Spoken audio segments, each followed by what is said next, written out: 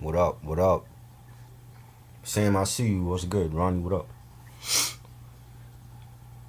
What's good, you motherfuckers? Yo, last night's review was wild. Yo, is the Janet fan base still mad at me? I saw the comments on Twitter. It wasn't even that bad That anyway. was hilarious. I was looking It at it. was. I'm like, so this is what Twitter be talking about, huh? I'm just like we've said it worse. It's not like we gave Right? the album a bad review I said worse than like I that. said, yeah, Back to the lab was good. Christian, what up? felt bad. Q was good. We said worse than that about other people's albums, LL albums, We said worse on her Cannabis. first two albums. Oh God, you remember that video? I Yeah, actually we said posted that. I worse. posted that shit. I posted that shit like months ago. That shit was bad. Yeah, I'm like, I love yeah. Janet, but hey, I'm a Janet fan, but to me, I would rather listen to 20 YO and Discipline over those first two albums. That's being real. I don't like And I think Discipline. like I like some she's songs, the but only one in her, one of the only artists I've covered in her discography was like the first two albums were just bad, but then the latter albums where I kind of don't really rate that high, I would kind of listen to mm, those over she those got two she got albums. better over time. But Yeah. that's only because of her producers though. Because I can't think of any artist of any genre where like they got better over time after their first two albums. You know, Mm, I feel there's like some Ghostface might be a consistent contender Ghostface. because Nah, he always I'm been not consistent saying, to me. huh? He's always been consistent to me though.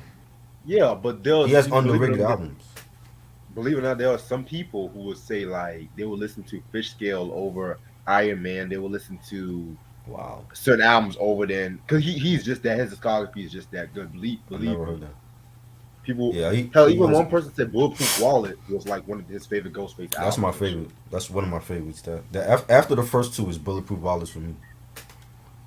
To me, it's Pretty Tony damn. was underrated. Pretty Tony, Ghost Dini. Yeah. To He me, has so many. Supreme Clientele, Iron Man, Bulletproof, Fish Scale, Ghost Dini, then Right. the 12 Reasons to Die, which that Mm, shit, 12 Reasons to Die, in my opinion, that's a classic, in my that was dope. opinion. That was dope. That's a classic album. Cause that was at the closest the Wu would ever go back to that kind of sound and shit. But that's why I feel like Adrian Young should have worked more with the Wu and shit. Like if they had an I album know, with but RZA, Apollo Brown, and Adrian, can you imagine the I soundscape know, of that but album? he does like so many other different projects, so it's hard to like just put him in one lane. You know what I'm saying? He remind me of 88 Keys. Like 88 Keys be doing a lot of alternative stuff. So Yeah. Another artist I kind of feel like kind of got better over time. Shit. yeah, Pretty Tony Stevie got dope. Wonder. Stevie Wonder is another example. Okay. Cause I haven't heard all of Stevie's albums though, just like certain ones. mm, You know, yeah, the the you know ones from his the first '70s and album. '80s. You said the '70s and shit. Yeah, the '70s Stevie. In a square circle and talking book. Hotter than Yeah, July. Those songs in the key of life. Those are like my favorite ones. yeah, man. The last one Hotter I than heard, I want to say the last one I heard was the Jungle Fever soundtrack. That was what, 91. yeah. I Yeah, need that one in my collection. that one was good. That's the last Stevie album I heard was 91. You got to hear the '95 one. I Mm-hmm. want to say it's called Conversation Piece because he was working with the producers from the classic period Right, and stuff like that. And to me, that was an album that it has a '70s soul vibe, but with a '90s twist. right. Like that's one of the reasons why I like that album. And even the 2005 one, The Time to Love, was dope too. Mm-hmm.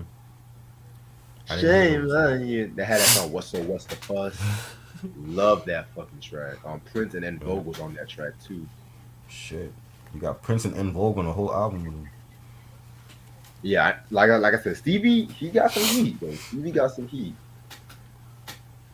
It's just that with No, people, they always want to focus on '70s Stevie and shit like that. But I'm just like, '80s Stevie was just as good. It's just that he wasn't releasing as consistently in the '70s and shit. Right. Yo, you know what I wanted to do? I wanted to like I was thinking I was like, yo, I wanted to do this review in the dark. Like with just like a bunch Ooh, of candles around and oh, have my that's a face good one. painted up, but that would have been too much. So Well, I'm about to turn off the light after I roll up this blunt, so I can have like a Halloween vibe to it too. So, okay, you got candles around you? I mean, I got incense, so I got incense. Incense. Okay, was good. The Crow is there. Um, Yes, I wasn't gonna talk about this movie. It was Sam that asked me like months ago. I said we're gonna do it for Halloween because it just has a well, the movie takes place on Halloween Eve. That's how it starts off. So I'm like, yo, why not Halloween? So that's part of the Halloween month. I'm discussing all Halloween movies this month. sir. You know what I mean? Favorite Halloween album. Tony movie. What's good? Tony movie, Chappie, D9. What kind of? Okay. What happened to Kevin Powell? I didn't hear what happened. What happened to Kevin Powell? No, he just asked me if you heard about him. But he asked Kevin me that too. Powell. Kevin Powell from the Real World. But a journalist, yeah. What happened to him? No, he got his audio book and he was asking me about it. Oh nah, I didn't hear it. Favorite Sam gangster rap album of all time. Sam said the Misfits Walk Among Us. That's your favorite Halloween album? It's Gravediggers for me. 6 Feet Deep. That's my favorite. I'm gonna have to go with Brother Lynch Hung's Season of the Sickness. Dope. I don't really have a favorite Halloween album, dude. Right? It's I not don't like even the top feel like five. Halloween. All this Christmas crap is starting coming up and shit. Christmas in October. That's what I hate about fucking. Like, let us celebrate. Whatever happened to the day we can just celebrate Halloween all fucking month. Right? Today's Snoop Dogg's birthday, yes. Happy birthday to Snoop Dogg, the legend. He did his That was thing a, on BMF as a reverend and shit. right? That was a great discography we did. One of my favorites. Yes, We did. sir. I like that Shaq breakdown too. He did. Yeah. That's only you could do a Shaq breakdown. And do it with dignity. Right? Hey, it was either Shaq or Hammer. Wow. I would have been up more for the Shaq breakdown than the Hammer one. So. Same. Because if I was to do him, I'll probably stop at like 95, 95? maybe Oh, you mean Funky Headhunter, Funky Headhunter? Right. 94. 94. I didn't. That's the only one I didn't hear from him. Really. Because he was supposed to have an album with on Death Row, but I heard that one. That was on YouTube. you said that was good. I like the beats. I don't know. It's weird to hear Hammer over G Funk. You know, the beats on there were cool. I like the song he did with Tupac, but that's really about it. Do a Rolling Stone Right? discography. Man, that's gonna take like days and shit. I No. might have to split that up. Vanilla Ice. No. Hell no. Hell no, we're not doing that. Vanilla Ice only had Hell no. one I'd good rather album. do Young MC than Vanilla Ice. No, no Vanilla Ice. No. I will stop doing reviews if it come down to that.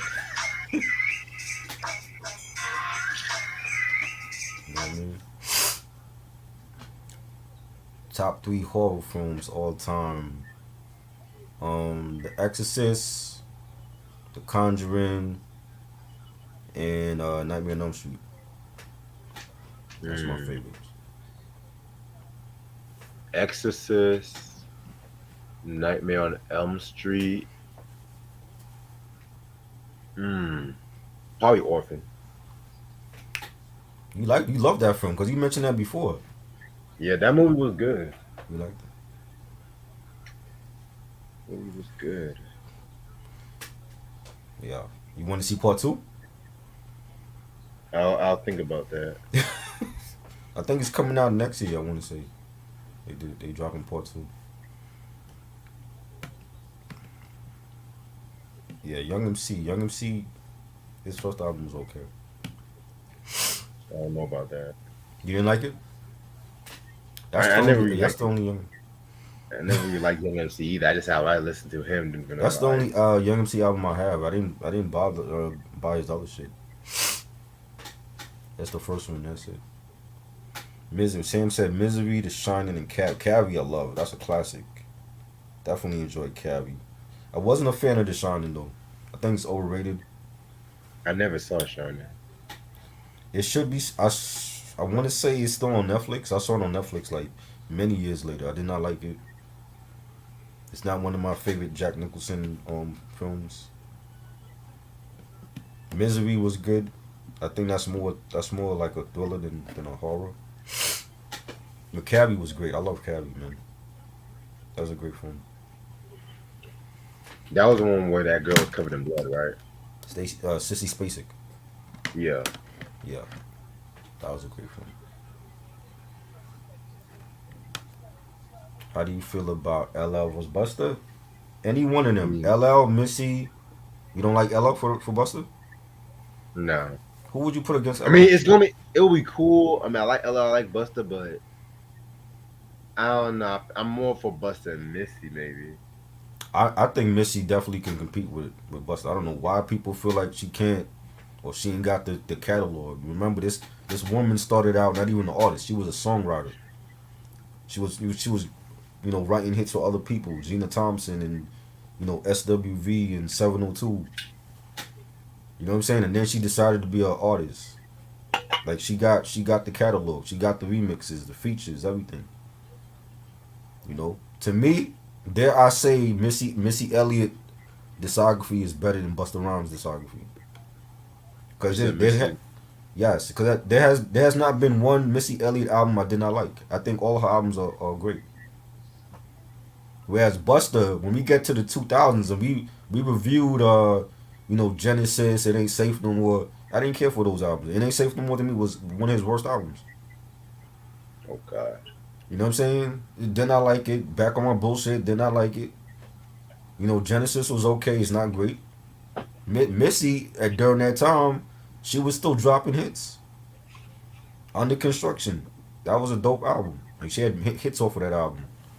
You know what I'm saying? This Is Not a Test. That was a dope album. The Cookbook.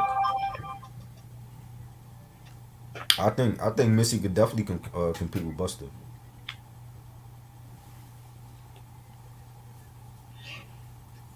LL, I don't know. If you don't put LL against Buster, who LL gonna face though?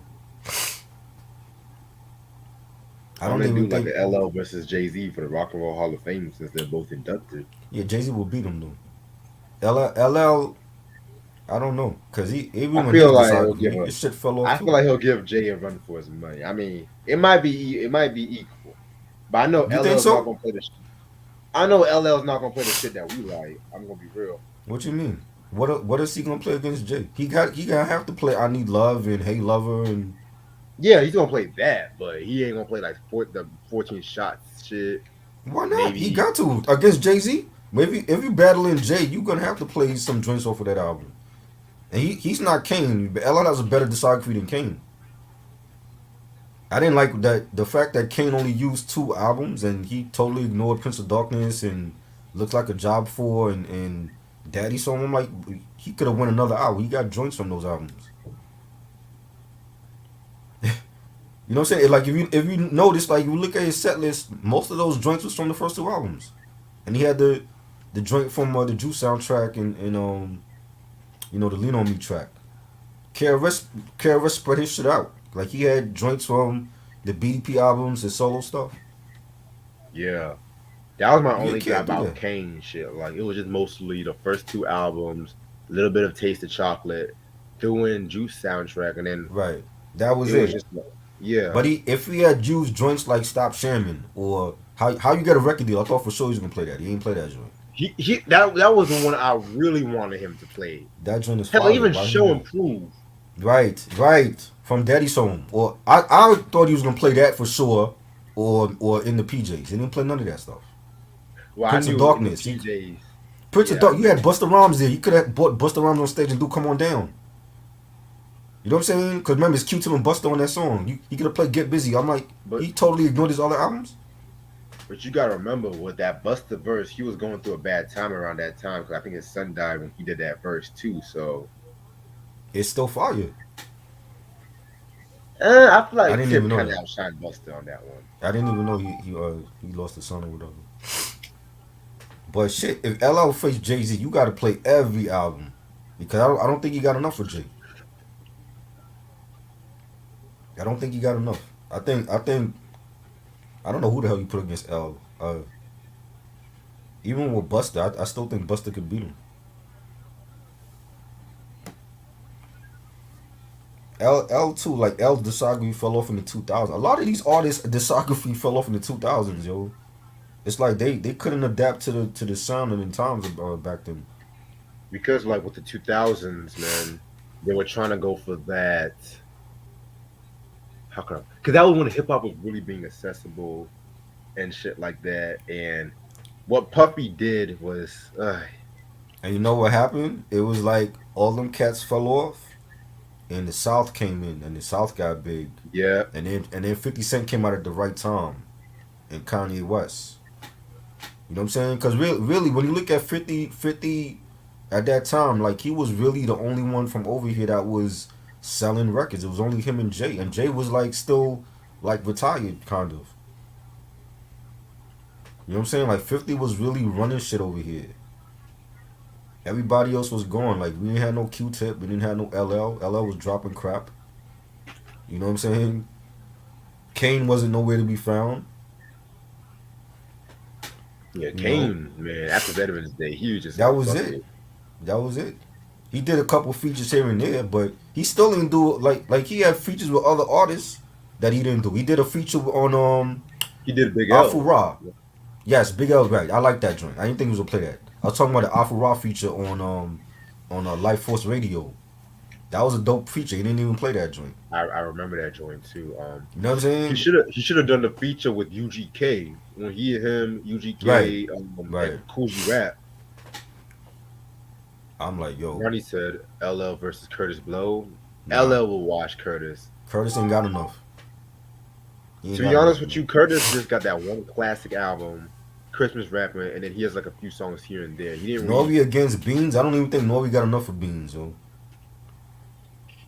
I don't think Nori got one great solo album, one great group album. I don't think he got enough for Beans. Once Beans use that state property, shit is over.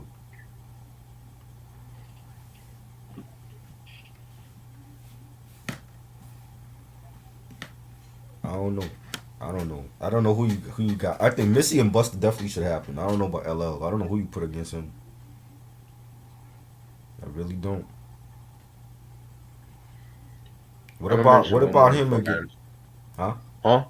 I was What gonna about mention one more LL, before. LL and Rakim? See, that's what some people were saying. Mm. Some people were saying that I would not mind that. Actually, I would not actually mind that because it's kind of unpredictable, but at the same time, it's not unpredictable because think about it, both of them were at their peaks at that time and shit like that. Right. Both influential. Mm-hmm. Both got probably about this around the same range of classic albums and shit. I mean, it could Right. work. Ti, I will put Ti up against Weezy. I wanted Ti against Ross, but they put Ross in against Broadcast 2 Chains. But I think I will put Ti against Weezy. Yeah, don't. I'm not as long as it's not Jay-Z. I'm good with that.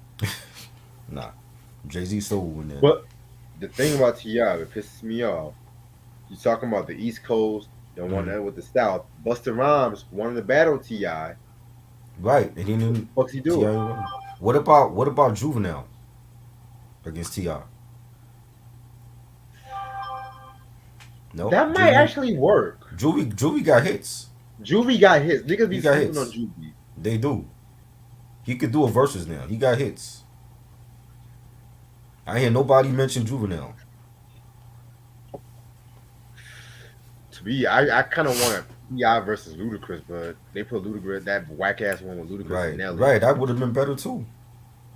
'Cause I'm not gonna lie, when Versus first started, they weren't really good with the matchups. Like There wasn't. Nelly Rick should have Ross faced with Ja 2 Rule. It Chainz, should have been Nelly and Ja Rule and Luda Raekwon against against Ti. Ghostface, which to me that should never happened in the first place. Jay Z would only face Nas. I don't even know if Jay would do it. Eminem? Who Eminem battling? Who you putting up against M? Probably. Ooh, that's a Weezy? good question. Weezy Actually, against Eminem? that would actually Mm. work. M got to battle somebody. Hmm. Yes, I have that album, Q. You're not telling us nothing that we don't know already. Wait, what did Q say? You talking about did you know that Eminem and Missy did a song? Yes, it's on The Real World. Yes, sir.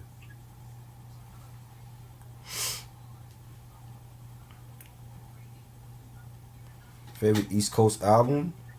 Um, Long Live King. That's my favorite. Aaron was good. Yeah, I said Little Wayne. Little Wayne against Eminem. You know, if it's not T.I., it will be Little Wayne against Eminem.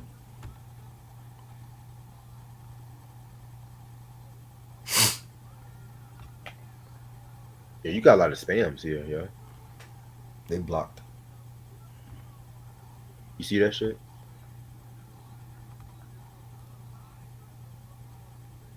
Shit. Yeah. Um, favorite East Coast '80s album? Paid in Full, probably. Pain and Fool. Yeah. In terms of production, I'm gonna say Critical Beatdown.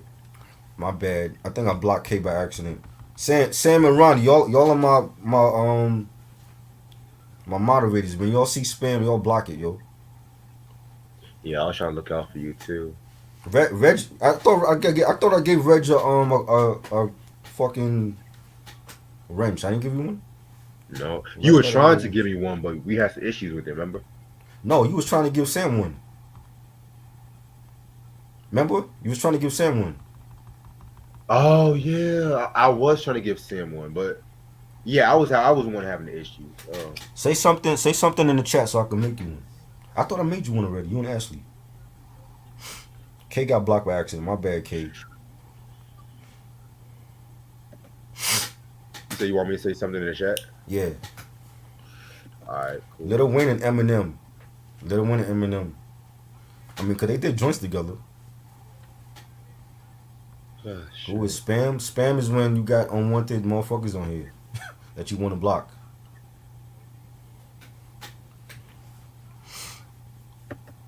That is spam.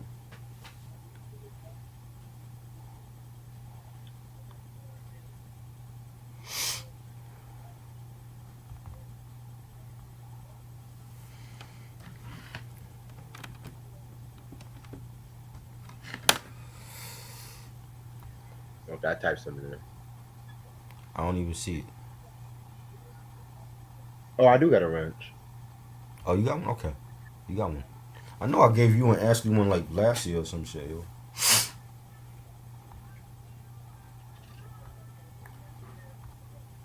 Word.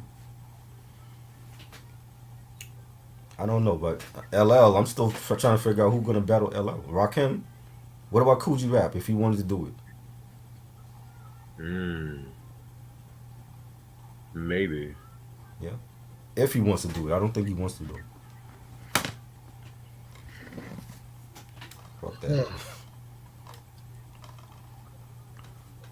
Let's get to this review. Alright. Now this review was requested by Sam months ago.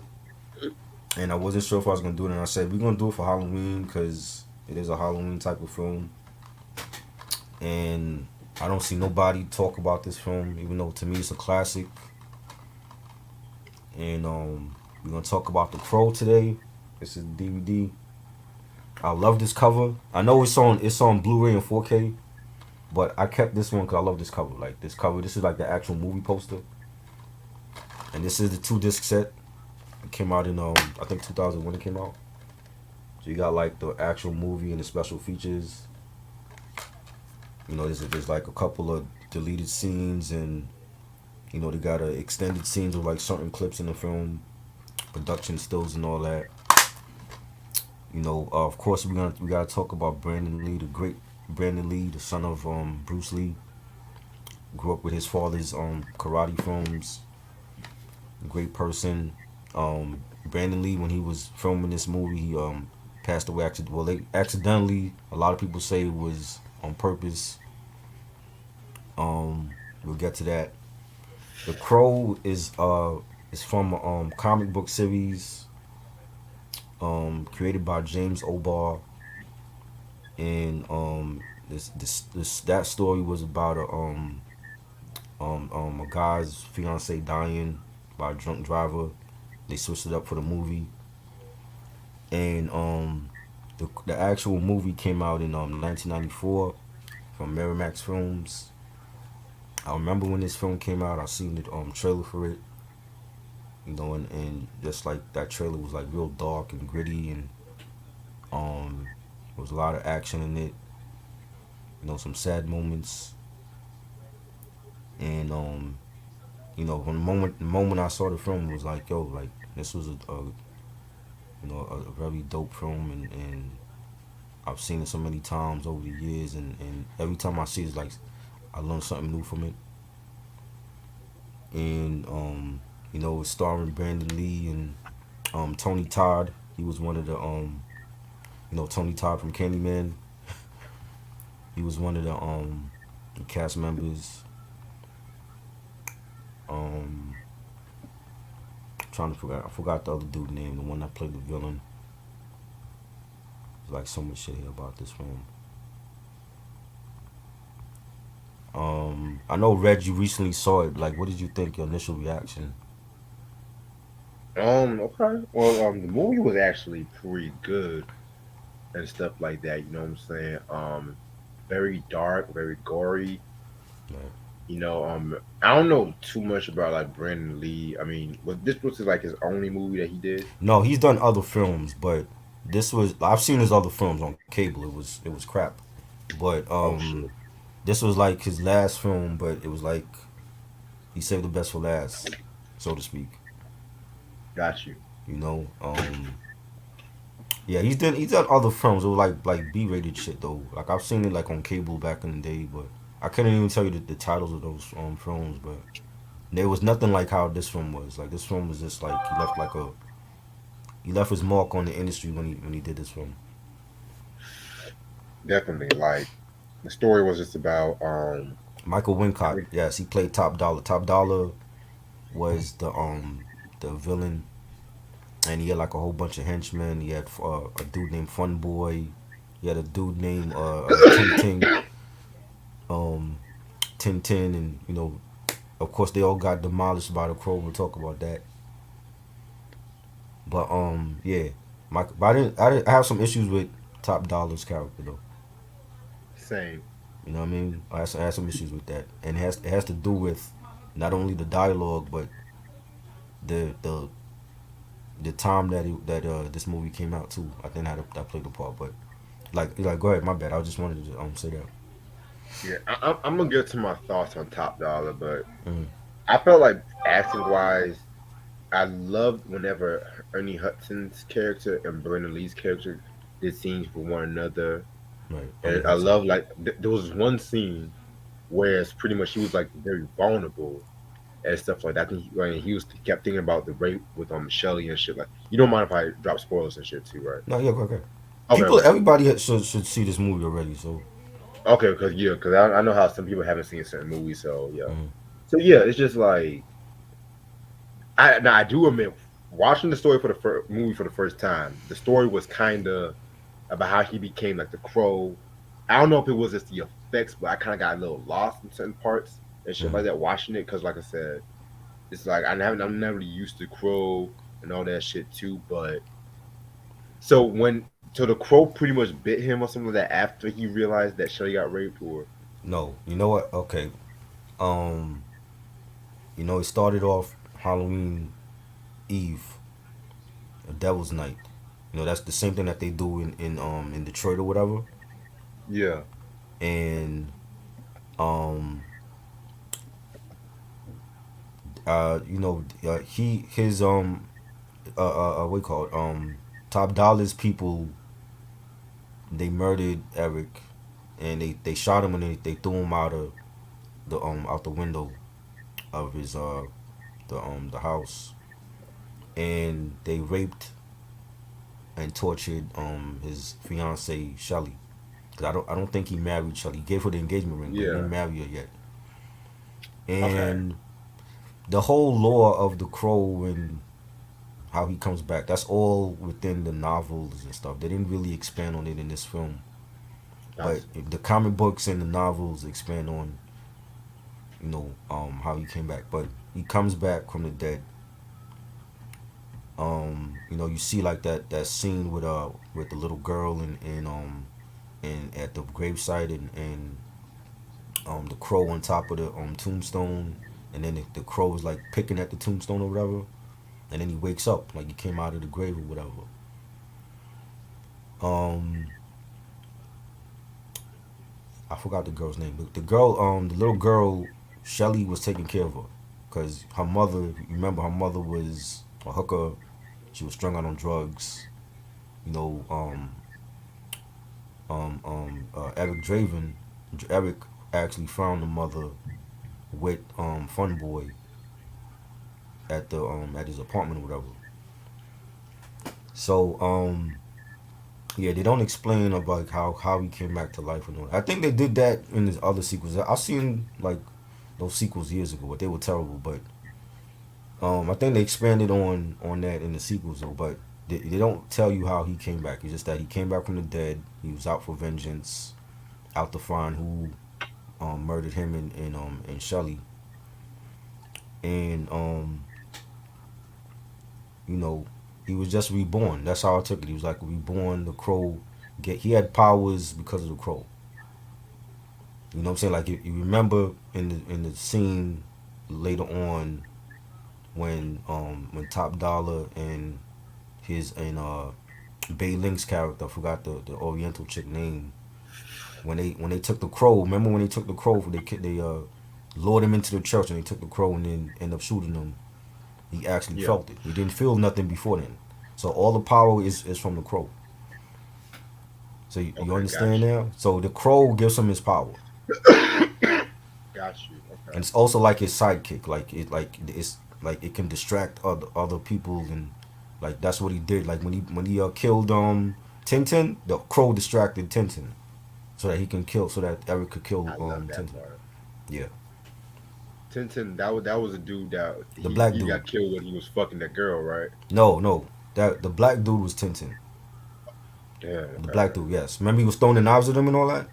Oh, that okay. That was Tintin. Okay, Yes. got you. Got Yes. you. That All was right. Tintin. Fun Now boy. top. Fun boy was the one with the little girl's mother. That was the little girl's mother. Okay, that was front boy. Yeah. Shit. Yeah, but as for top dollar, I don't know. You didn't care The for way him. he was talking kind of got on my nerves and shit like that. I don't know if it was just me, Right. but it's just that with the way he was talking, I just couldn't really take him seriously as this big bad villain and Right. stuff. It was just like this deep, like raspy. I don't know. You didn't care for him. I didn't really care for him now. All right. But So whenever it comes out of the grave, immediately he remembers what happened. He starts having these visions of the night that Shelly got murdered and she got raped and all these visions right, he has. You know what I'm saying? And then you know of course the crow was following him, and we're not gonna do scene by scene. We're just gonna talk about certain scenes. You know, immediately he was on the hunt for Top Dollar's people, Tintin and Fun Boy, and um, the other dude that he killed in the car. I forgot his name also. Um, but yeah, Tintin was the first one to get killed, right, okay, and when he of course Tintin didn't know who the hell he was, and with each victim, like he's like, yo, like, do you remember me? Do you remember Shelly Webster? And of course they yeah, I don't. love that part. It was like the way he was saying it was just so eerie and stuff like that. Right, Like, yeah, motherfucker, I came back to kill your ass and shit. right. Like he letting them know, like, yo, like before I kill you, I want you to know that I'm back a year later. Cause he came back, he returned a year later after the murder. You know what I'm saying? Like that's how the movie started off. It started off on Halloween night, and the city was burning, and they got killed, and then a year later he returned from the dead. to get his vengeance on Top Dollar and his men. And I like that scene with him and Tintin when Tintin was throwing knives and he caught the knife like midair and shit. You know, and he beat the shit out of him and put all those knives in him and had his signature logo on top of the fence so that when the cops came they saw it and everything. And Ernie Hudson, he played Officer Albright in the film. He was good. I like the scene where he when he first met Eric and he didn't immediately she didn't know what to make of him, but he didn't immediately like shoot at him or anything, Right. which is rare for you know what I'm saying. And he was like, "What the hell are you?" And he said something about are you on drugs? And Eric said to him that they're all gonna die, they just don't know it yet. And in the blink of an eye, he's gone. And Officer Albright is like, what the hell am I seeing? Like a meme from hell, And I thought that was a funny moment. Um, then you have oh, he was also in the band. He was also in the band called the Hangman's Joke, a rock band. And remember when they went to the nightclub scene and they showed his, Yeah. his picture with the band on the wall. Yep. As that was the same picture that Officer Albright had when he took the file, when he was looking at the file for what happened with him and Shelly. And yeah, they went to the club and you got the Oriental chick that was like Top Dollar's like like his side piece or whatever. And the little girl, I forgot the little girl name. I gotta look her up. The little girl found her mom at the club and she was doing drugs with the dude or whatever. And at this point, Eric, the jewelry shop scene was dope. I like that scene where he went to the jewelry shop looking for Shelly's engagement ring. And the fat clerk, you know, he the fat clerk told him that Fun Boy's upstairs. And Eric says death is coming for the rest of them tonight.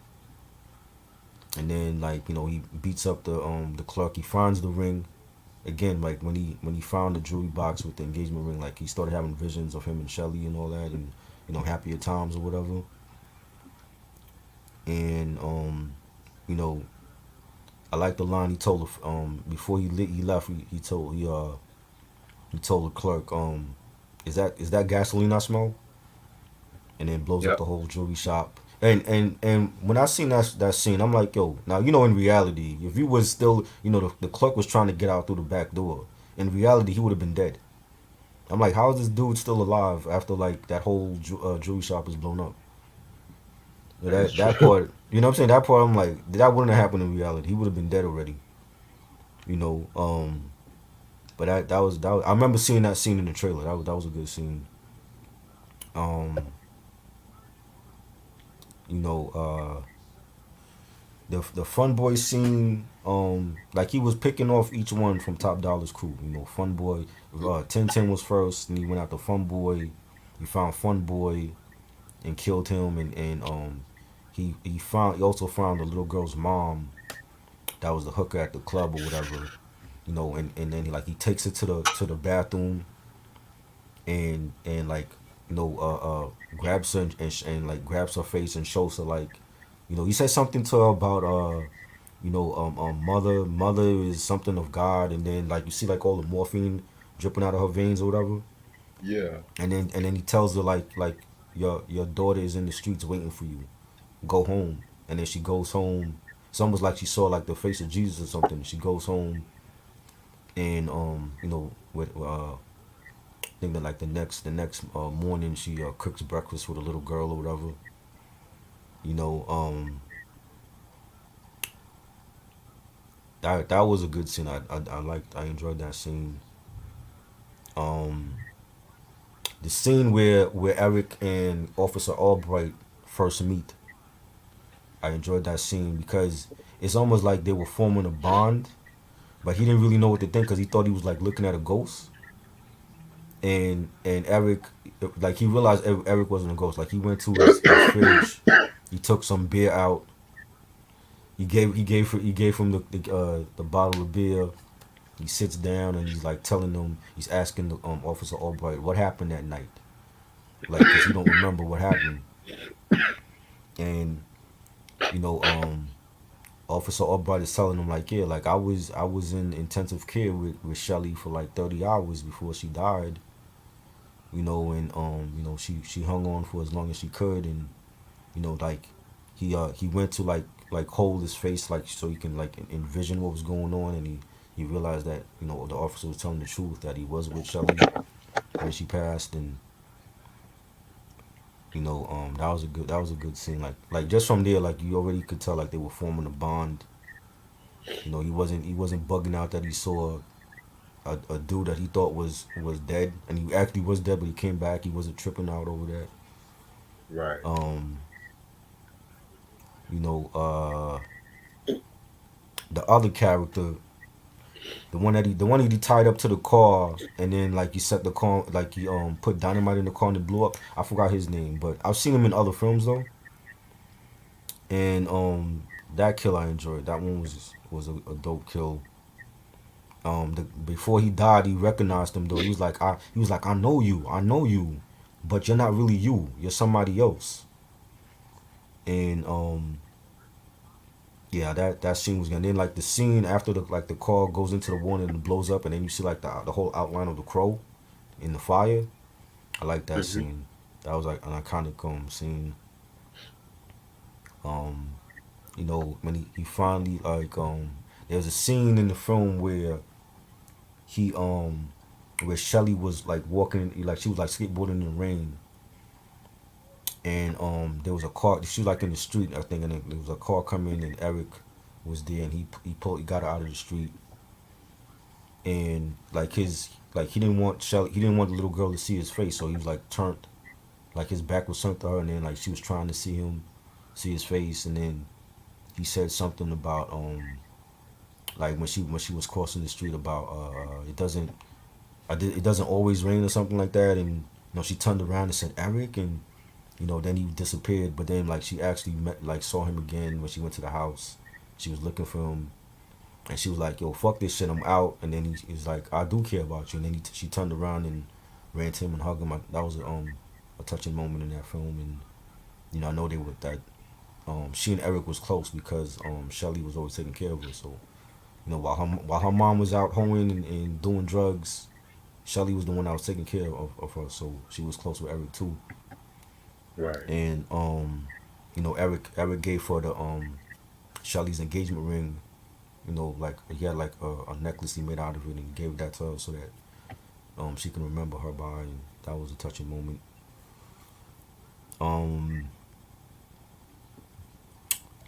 what I thought about Tony Todd's character, I felt like Tony Todd should have been the main villain. I felt like he was playing a sidekick to Top Dollar, and I feel like if there was like a role reversal, it should have been Tony Todd as the main villain, and then you have Bailing's character as his side piece or whatever, and Right. like as she was the witch or whatever, and then you have Top Dollar as his right hand man. I feel like that's how it should have been, because like all through the movie, I'm like, Tony Todd is better than this. Like I thought he should have been the main villain instead, you know.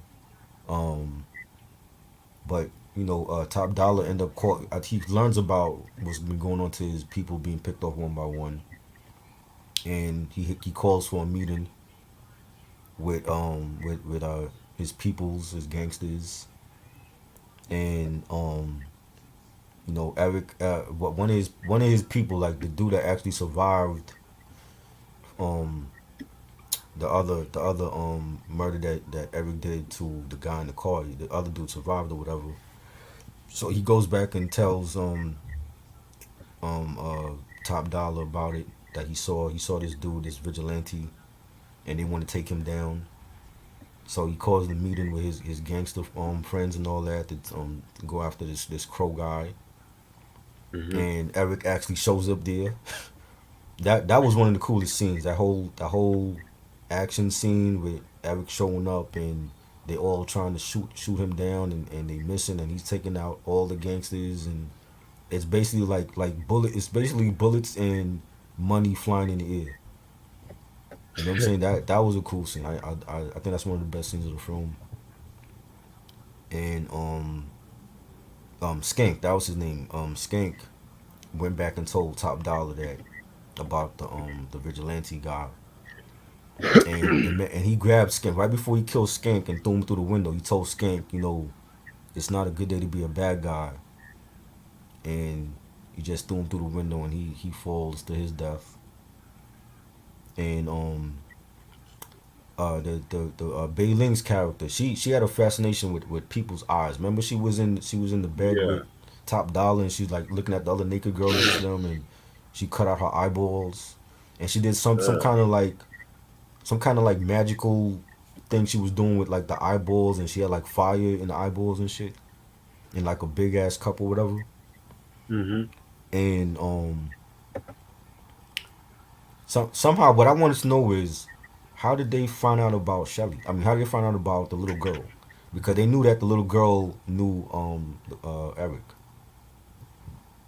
and they never explained like how did they find out that the little girl knew Eric?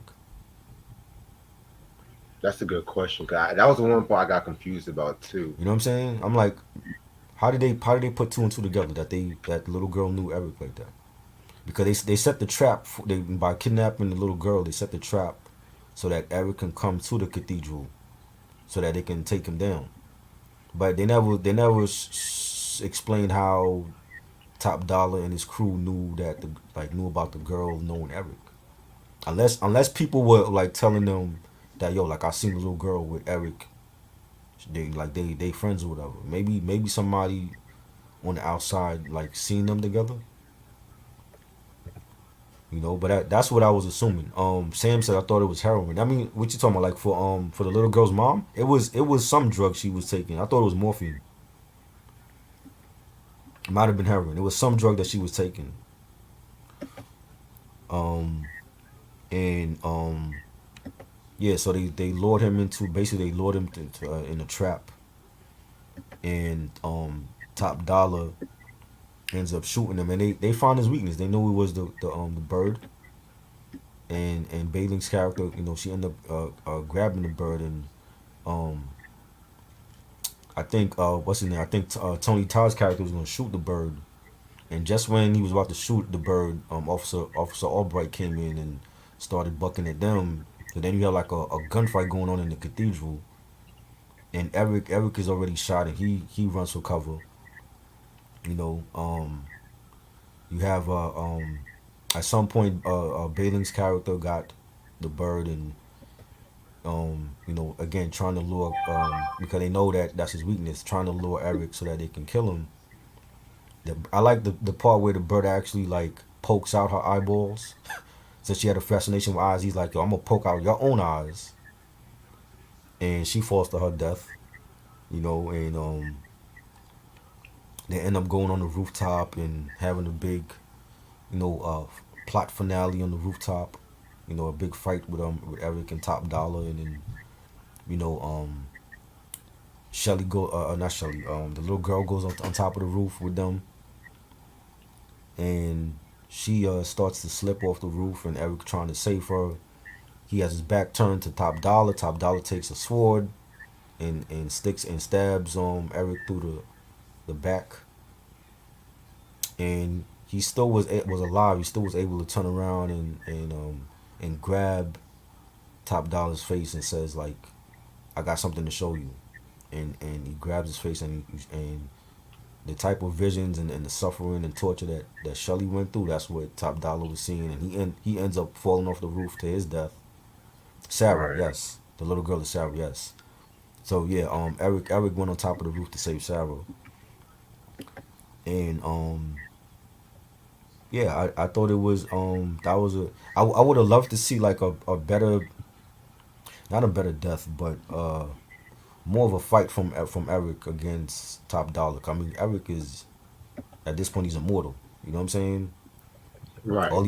All he did was basically show Top Dollar some visions of Shelly in the intensive care, and then you know Top Dollar forced his death. But I would have loved to see like a more of a fight between him and Top Dollar, but he ends up falling to his death and impaled on some uh statue or something, and you know it's basically Eric King he went through Top Dollar's crew and he fulfilled what he came back to do in the first place. And it was time for him to go home. He ends up going back to the grave site where him and Shelly was buried at. He starts seeing visions of Shelly coming towards him, and you see Shelly come and kiss him, and then she takes him back with them, and that's basically the end of the movie. You hear the little girl Sarah saying, buildings burn, people die, but real love is forever, and they show like the city still burning. I thought it was a great film. It was really dark. It was really gritty.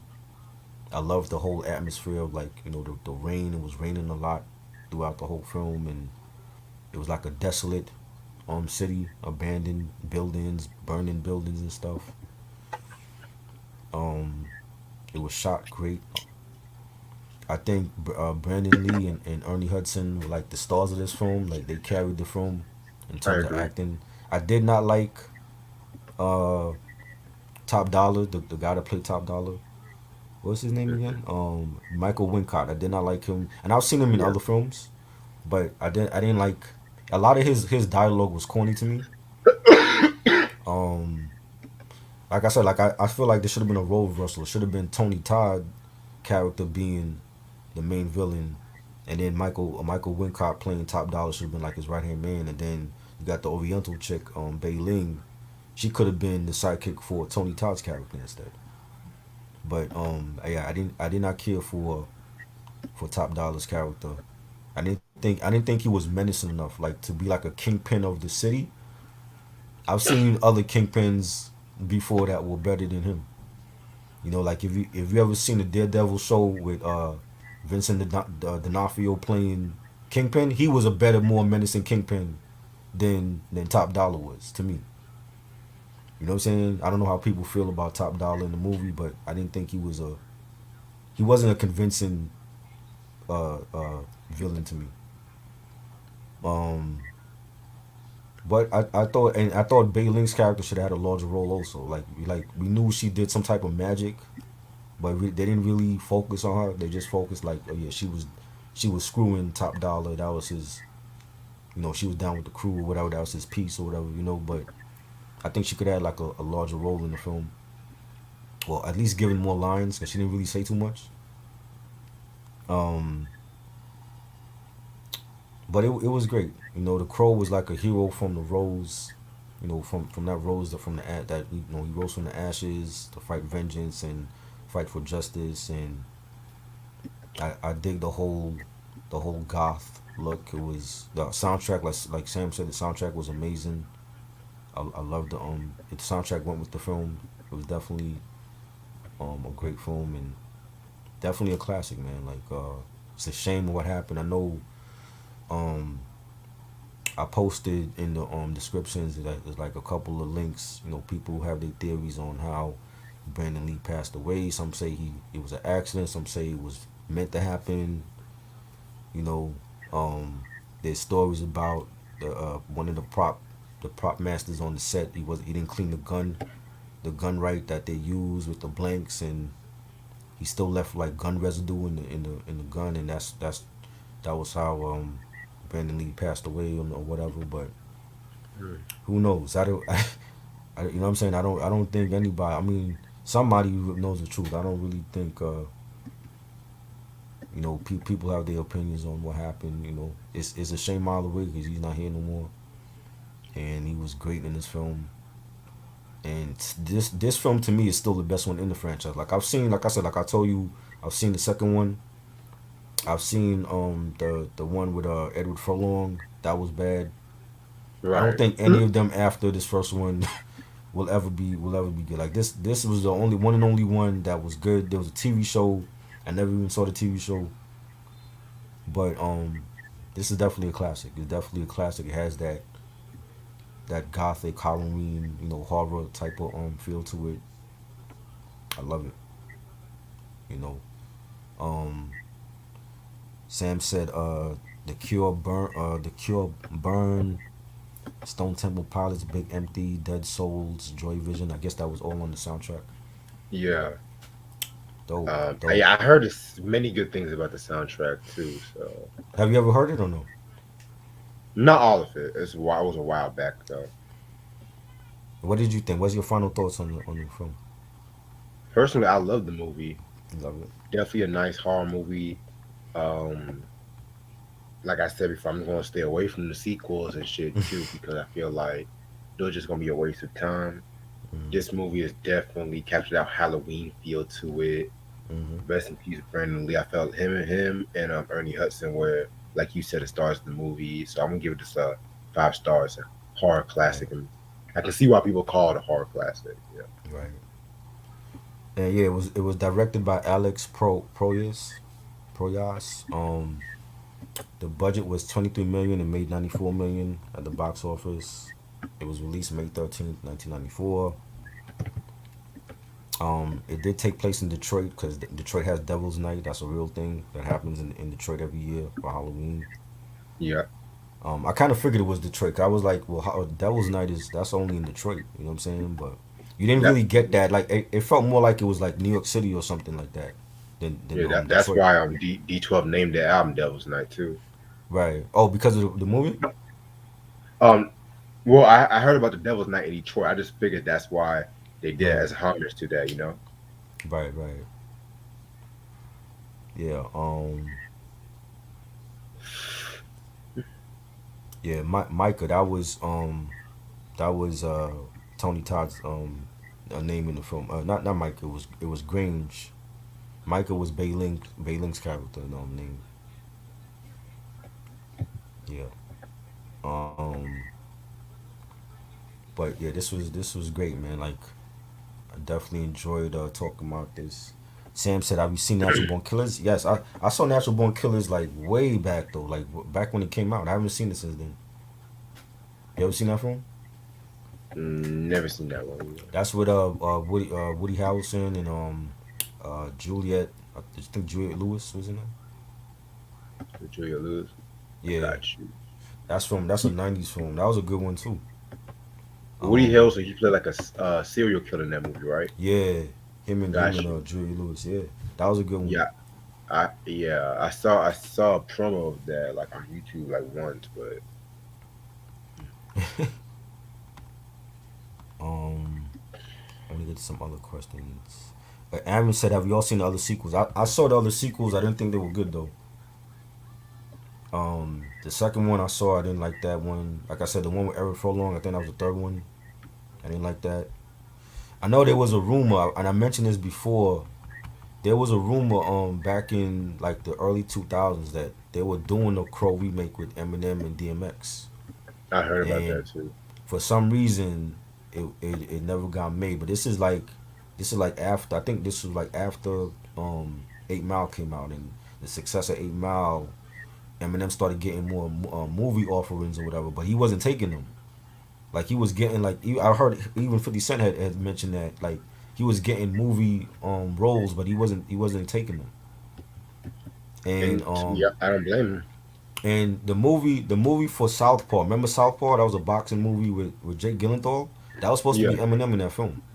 yeah, I heard about that. Yep. Yeah, Eminem was actually working out for that film, and something happened where he didn't take it, and Jake Gyllenhaal got the role. But he was offered the Crow reboot. It was supposed to be him as the villain, and DMX was gonna be the Crow. So they would have had like a Black Crow, and for whatever reason, that film never got off the ground or whatever. But I definitely would have wanted to see that one. I also heard it was because DMX drug issues got in the way too. That's what I heard. That could be it. That could be it then. Because if Yeah. you're talking about 03, 04, he was going Hmm. through a lot around that time too. Yeah. Cause I remember being like on a movie blog, and I was reading it, and they were like how they were trying to get M to play the villain, and then DMX was gonna be the Black Crow, and it never happened. Mm. So that would have been interesting, you know. Um, yeah, it's directed by Oliver Stone. Yeah, it's like a modern day Bonnie and Clyde, and I saw the original Bonnie and Clyde, which was good. Um, somebody had another question.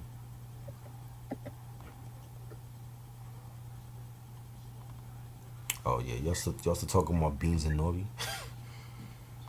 No, I don't want to see Beans and Nori. Oh, somebody said Slick Rick. I want to see Slick Rick in the verses. I don't know against who though. Somebody said Slick Rick against LL. LL. Hmm. I gotta pick L in that though. Yeah, I I love think Slick Rick, but yeah, yeah. LL. I think L will win that. To me, if you're going to do Slick Rick, I say Slick Rick against Coogee Rap. Does he have enough for Coolzy Rap? Yeah, because He Slick has Rick enough. done a few guest appearances. The Dougie Fresh stuff. Hmm. You know, because people miss out. He had hits on all of his albums, including that last album, guest appearances. What's his last album though? Was it all the storytelling? Yeah, from '99. That's Yeah, his last album. Wow. So he didn't put out nothing since '99. yeah. Just like Kane Wow. hasn't played anything since '98. And we saw what happened. Kane only used two albums, and I don't know why he did that. Interesting. I don't know, cause Slick Rick's discography. He got 20. He got 20 hits. I think LL definitely got 20. LL got more than 20. I don't know about Slick Rick. But like I said, see, Karis One and Kane, they didn't perform all their singles. Nine See, millimeter Goes it's Bang was I not a know, but single. if Slick Rick do that, he gotta have to stick to just the first album. What do you feel about the second one? Does that have any hits on it? See, personally, I love the second one. I shouldn't have done it. That was a hit. That was a hit. It's a Boy. I have a feeling he'll play the Large Professor remix since that was the more popular version, even though I love the original version. Right. Um, Maybe Mistakes of a Woman and maybe that one. Um, but if anything, he'll probably just glide through Behind Bars. Mm. Probably play the Sitting in the Car, He got that some bangers joint. on it. He got some bangers on Behind Bars. You got Sitting in My Yeah, Car. it You was got alright. I actually like Sitting in My Car. I love that song. The one that Warren G did. Um, Yeah, I forgot the name of that joint. Wasn't it Behind Bars? That's not the name of it. that was Behind Yeah, that Bars. joint. Yeah, the Warren G remix. And then you got all the storytelling. So I don't know. And you got a See, lot of collabs on that album. with Behind Bars, it had the potential to be a very nice album for that time. But the thing with Mhm. that album, the way it was sequenced was an issue. Then they threw in a live. I think no, that was not that one. They threw in like two other remixes, but it could have been a doper album if they would have not have rushed it. Right. But the art of storytelling, that was a very dope one. I love that Yes, one. that's one of my favorites. Definitely, almost every collab he had on there was fire. The joint with Cannabis, the joint with Oh, Raekwon, Street Outcast. Talking, yeah, Street Talking with Outkast. Um, what's that joint? The Hardest with Nas. He had some bangers on that album. That album went under the radar, man. Yeah, Ronnie see, said, 99. mm, mm, Yeah, 99, it was all about the Eminems and the Jay Z's yeah. at that time and shit. In the Ronnie South. said, Ronnie said favorite Batman film. Oh, Batman Returns, hands down. Favorite Batman film. Definitely the first one with in '89 with Michael Keaton and Kim Basinger. I went to see both of them in the theaters, but Batman Returns was great. That was a great sequel. Michelle Pfeiffer to me was the star of that film. She was great. Danny DeVito, his makeup was excellent. Like he looked like One the of his Penguin. best roles. Yeah, he Yes. looked like the Penguin. Like I don't think we've seen that since. You know what I'm saying? Nah. I mean, like even like I used to watch the Gotham TV show. Even that Penguin didn't look like the Penguin. He looked like more of like he Him. came out of like Blink 182 or something. He didn't look like the Penguin at all. You know, like he at some point he had the like the little walk, the little limp like the Penguin, but as far as like the whole nose and everything, he didn't look like the Penguin at all. But Danny DeVito really was like the last person to actually look like the Penguin in any Batman like movie or TV show. And he was the makeup was great. Yeah, to me, one of the best casting choices that they've done was Billy D. Williams as Harvey Dent. That was a dope one for the Which one was that? That was First Batman movie. '89. Yeah, I don't remember him as Harvey Dent in that. yeah. Okay. And Billy D. Williams, man, like Mm-hmm. you know people don't really give him credit when it comes to that the action movies and stuff like that. You know Mm-hmm. what I'm saying? Right. But with that one, I just wish they would have explored more like when he was Two Face, because Right. I think when they did Batman Forever, they got another Two. It was They Tommy Lee got Jones. yes, he was it was him and remember he was in that one with the Riddler. I'm gonna be real. Mm-hmm. Jim Carrey saved Batman Forever, but I'm gonna He explain did. my thoughts on that. I didn't like Tommy Lee as Two Nah, Face. I like Aaron Eckhart as Two Face in the Batman. Was it Batman? Was it the Dark Knight? I think he was in. I think he was in the Dark Knight. And I like 2008 yeah. I like that Two Face. You know what I'm saying? Because he overrated. actually had the look of Two Face more to me compared to Tommy Lee Jones Two Face. I'm gonna be real. The Dark Knight 2008. That's like one of the most overrated Batman movies ever. I thought it I'm was gonna good. be honest. Mm. Heath Ledger as the Joker was not as great as everyone made out to be. He was Okay. good, Uh-huh. but he wasn't the best Joker. I feel like he knew. I feel like Joaquin Phoenix shits Mm. all over Heath Ledger, in my opinion. Hey, I don't give a Mm. fuck. I feel like Hot Mark take. Hamill. I feel like Mark Hamill was the best Joker out of everybody. Drops my. I don't give In a the fuck. animated film, yeah, in the animated In the film, he end, was. Yeah. Mark Hamill. I feel like he shits all over Heath Ledger. I don't give a fuck. Hot And take. I'm gonna explain why when we talk that next week, Hot take. because Ronnie said better filmography, Superman or Batman. You know Batman. Warner Brothers has rebooted both of those franchises over and over again, and I'm getting tired of it because I've already like lived through like five different Batmans. Like it was Keaton, it was Kilmer, it was Clooney, Christian Bale, Ben Affleck, and now we're getting another Batman next year with Robert Pattinson. I'm already tired of them rebooting Batman. They need to leave it alone. Same thing with Superman. I went through the Christopher Reeves era in the '80s. We got the one Superman film with Brandon Routh, and we got Henry Cavill. Henry Cavill to me is a good Superman. They need to stick with him. I'm already tired of them rebooting Superman over and over. They need to stop and focus more on the whole universe. I Yeah. mean, if I have to go for movies, I probably would pick Batman because I've always been more of a Batman. I love both, but just like I've seen all the Batman films, I've seen all the Superman films. I like Batman more, but Henry Cavill needs to stay as Superman. I don't want them to come do over Superman. They talking about having a black Superman. I'm like, come on now. You know what I I'm thought they saying? were Like having. I thought they were having a gay Superman at one point. the gay Superman came out in the comics, but at some point they might do that too. They might have like who would play a gay Superman right now in Hollywood? Who Billy are you gonna Porter. get? You're gonna get Billy Porter. Mashallah Ali because he played a gay person in was it Lala, not Lala, Moonlight or whatever, What about Billy Porter? as a black Superman? Nah, that's not believable. This dude, To me, I think he's too old already to play Superman though. hey, I mean, he's everyone. I'm not. I mean, I have nothing against Billy Porter, but he's like white people's favorite black gay I guy at don't this. look, and they're only doing that because this whole Black Lives Matter. I get it, but not everybody. We already have our African American heroes that need their own stories told. We don't need to Damn change the identity of Superman and make him gay and black just to appease to a certain crowd or whatever. Just leave Henry Cavill is a good Superman. Leave him as that. Batman. I actually like Ben Affleck as Batman. He played an older, seasoned Batman, and I thought he was good. And I wasn't a fan of Ben Affleck as Batman when he got the role, but he proved to me that he could play Batman. They don't need Robert Pattinson because every time I see him, I see the Twilight. I don't think he's gonna be a good Batman, but I'm gonna watch the Batman, and maybe he'll prove me wrong. But I don't think Robert Pattinson should be Batman. That's just me. Off top, what do you think of Mm. Christopher Reeve's portrayal as Superman? Just He was off great. topic. He was great. I mean, kind of, I grew up with in that era with him as Superman.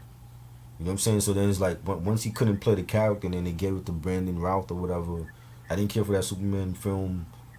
Um, then Henry Cavill to me is really the best Superman since Christopher Reeves, because like he has the physique, he can act.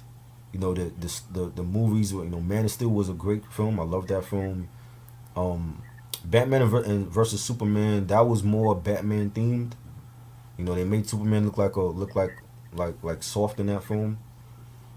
Um, he was good in Justice League. You know, coming back from the dead and going that dark seed and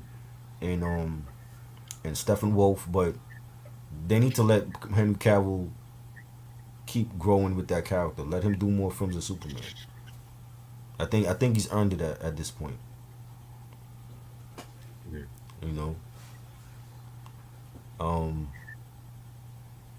yeah, like do something else. Like they have a whole vast universe like Marvel. You see, the Marvel is always on top because Marvel focuses on their other characters. They don't just stay on Iron Man.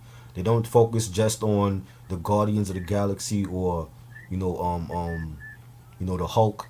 They do stuff for all their characters. That's what DC has to do. They have to do stuff for their other characters and not just focus on Batman and Superman. Cannot be the focus of your universe. So, what did you think of the Wonder Woman movie that recently came out? 84. Yeah. It was decent. It felt like they were missing some scenes in the film. I don't know if they cut it down for time, but it seemed like there was certain stuff that was missing. I didn't like the cheetah chick, the girl from what I know she's done like other films. The one that played Cheetah, I didn't like her. I didn't like the. You seen it, right?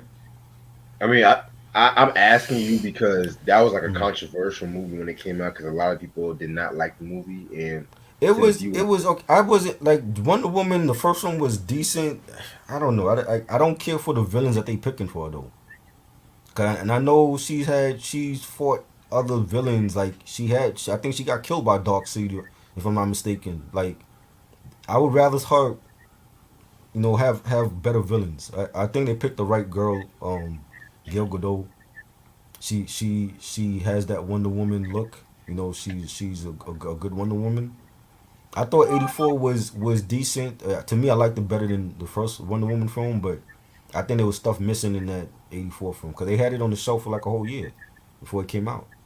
That was held over from because of COVID or whatever. So, um, I don't know.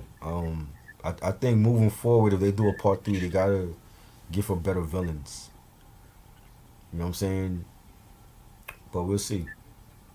Linda Carter was great. Like I grew up on Linda Carter, the TV show with Linda Carter. They had Linda Carter at the end of the film in '84. Paying homage to her. That to me will always be Wonder Woman. Have you seen it yet, or you haven't seen it? not yet. You plan on watching it? Yeah, I plan on. I have a lot of movies I gotta watch, Yeah, but and they focus too much on Diana and Steve's like relationship in the film. Cause it was almost like she was trying to be like live a human lifestyle. You can't be an Amazon and try to live human with a human. Cause she got you have like other worldly powers. So she was trying to live like a human life, and she couldn't do that with Steve. You know, favorite Superman movie. With Christopher Reeves, it was the first one. yes. But like I said, like with Henry Cavill it was Man of Steel. I think Man of Steel was a classic film, and that movie showed to me that Henry Cavill should be Superman. And I felt like Dawn of Justice, it was too much Ben Affleck in that film. It was too much Batman compared to Superman in that film. But Henry Cavill to me should be Superman. So I definitely think that was a great film.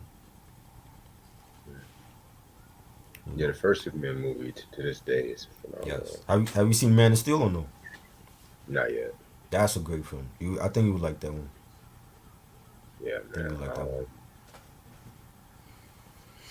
I'm trying to think of another Superman. Oh, this Batman talk gonna be lit, yo. You know what I'm saying? Yeah, It's I gonna be mostly cannot wait for it's gonna be crazy. because I was thinking of squeezing in the Uh, Adam West Batman series, but I I don't saw that know. too. I saw the movie and I grew up on the TV show. But at the same time, I don't Mm, want to squeeze the bat. I want to have the whole Batman the animated series a video by itself right. because Okay. I want to have that. Maybe one day down the Mm. line we can do the Batman Talk about was discussion. it Batman '66? That Yeah, film that was great. 'cause Cesar Romero as the Joker, man. Like you know, I'm not gonna lie. uh, On a cultural, I want to talk about on a cultural standpoint from like a lot of mm, black actors like Samuel Davis Jr., Etta James in it, right. but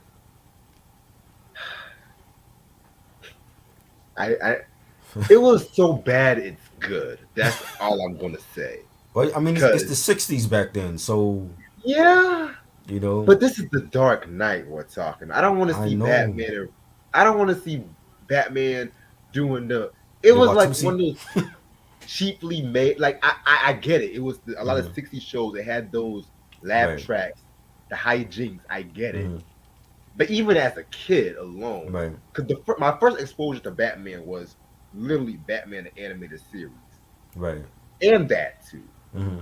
But I look at Batman the animated series, I see I am the nice Batman. I'm like, ooh, I get chills. Then Mm-hmm. I go on TV Land. I watch this I Dream of Genie meets this I Dream of Genie, and I'm like, Mm-hmm. what the fuck? I mean, I didn't say that as a little kid because I didn't discover Yeah. cursing, but it was just like, Mm-hmm. it like dee dee dee dee dee dee dee dee Batman, and Right. then don't even get me started on the theme song. See, to me, it was always campy, but like I get it because it was I was looking at something that was older, and like they had the colorful costumes. You know what I'm saying? And even like in the '80s cartoons like the Justice League of America, like I got that on DVD. They were colorful. You know what I'm saying? But it was like and then like reading comics, it was like you could tell the difference with the comics. The comics was a lot darker compared to the Right, cartoons until the animated series changed that. And when the animated series came out, they made it like the comics. You know what I'm saying? So it was a lot darker, and I think that's why people love it because it was more accurate to the comics than the TV show in '66 was, or to like any of the other cartoons at that time that was that had Batman and Robin. Remember, Batman and Robin was on Scooby Doo. They wasn't. They were more oh like yeah, were there for comedic purposes. You know what I'm saying? So yeah. I think the animated series like changed that, and it showed that yeah you can do a dark tune like that. You know what I'm saying? And Yeah, it's great. yeah, man. And even with the animated series alone, the background music, the score alone, Right. oh my god. Right. Like, and when it comes to certain TV shows like Mm-hmm. Batman animated series, Taxi, Mm-hmm. the background music alone was just, it told a story by itself because Bob James did the score to Taxi, right? I didn't know that. Yeah. Wow. And it definitely captured that New York jazzy vibe and Right. shit. Hell, even Right. the Fresh Prince of Bel Air, that the hip hop score Yes. they used to do and shit. I used to love that shit. But Mm-hmm. with and that's one thing I don't like about when it came to Schumacher because Right. it's like he tried to do what they did in the '60s Batman, but Mm-hmm. it didn't really gel well because Right. it was just like with Batman and Robin. Oh my, The Yeah, I mean, '97. I enjoyed this. I mean, I liked Jim Carrey as the Riddler. Yes. that was a perfect casting because I think only and still to this day, he's the only one that's pulled that off. The best Riddler. You know what I'm To saying? I me. know there were rumors that they wanted Johnny Depp. I don't know if Johnny Depp could be as Yeah. funny and as Johnny Depp has done a lot of different characters. I don't know if he could do the Riddler though. I can see Crispin Glover over got Johnny Depp if he Over asked Johnny me. Depp. You know Yeah. what I'm saying? Because like yes, I loved him as Jack Black in Pirates of the Caribbean and him as Edward Scissorhands and Sweeney Todd. But as the Riddler, I don't know. I think still Jim Carrey's the best Riddler, in the movies at least. Like Frank Gorshin in the TV show for me was good, but I think Jim Carrey that was perfect casting. Yeah. And You know, Carrie studied that role for the Riddler and shit. but that's what you're supposed to do. Study your role.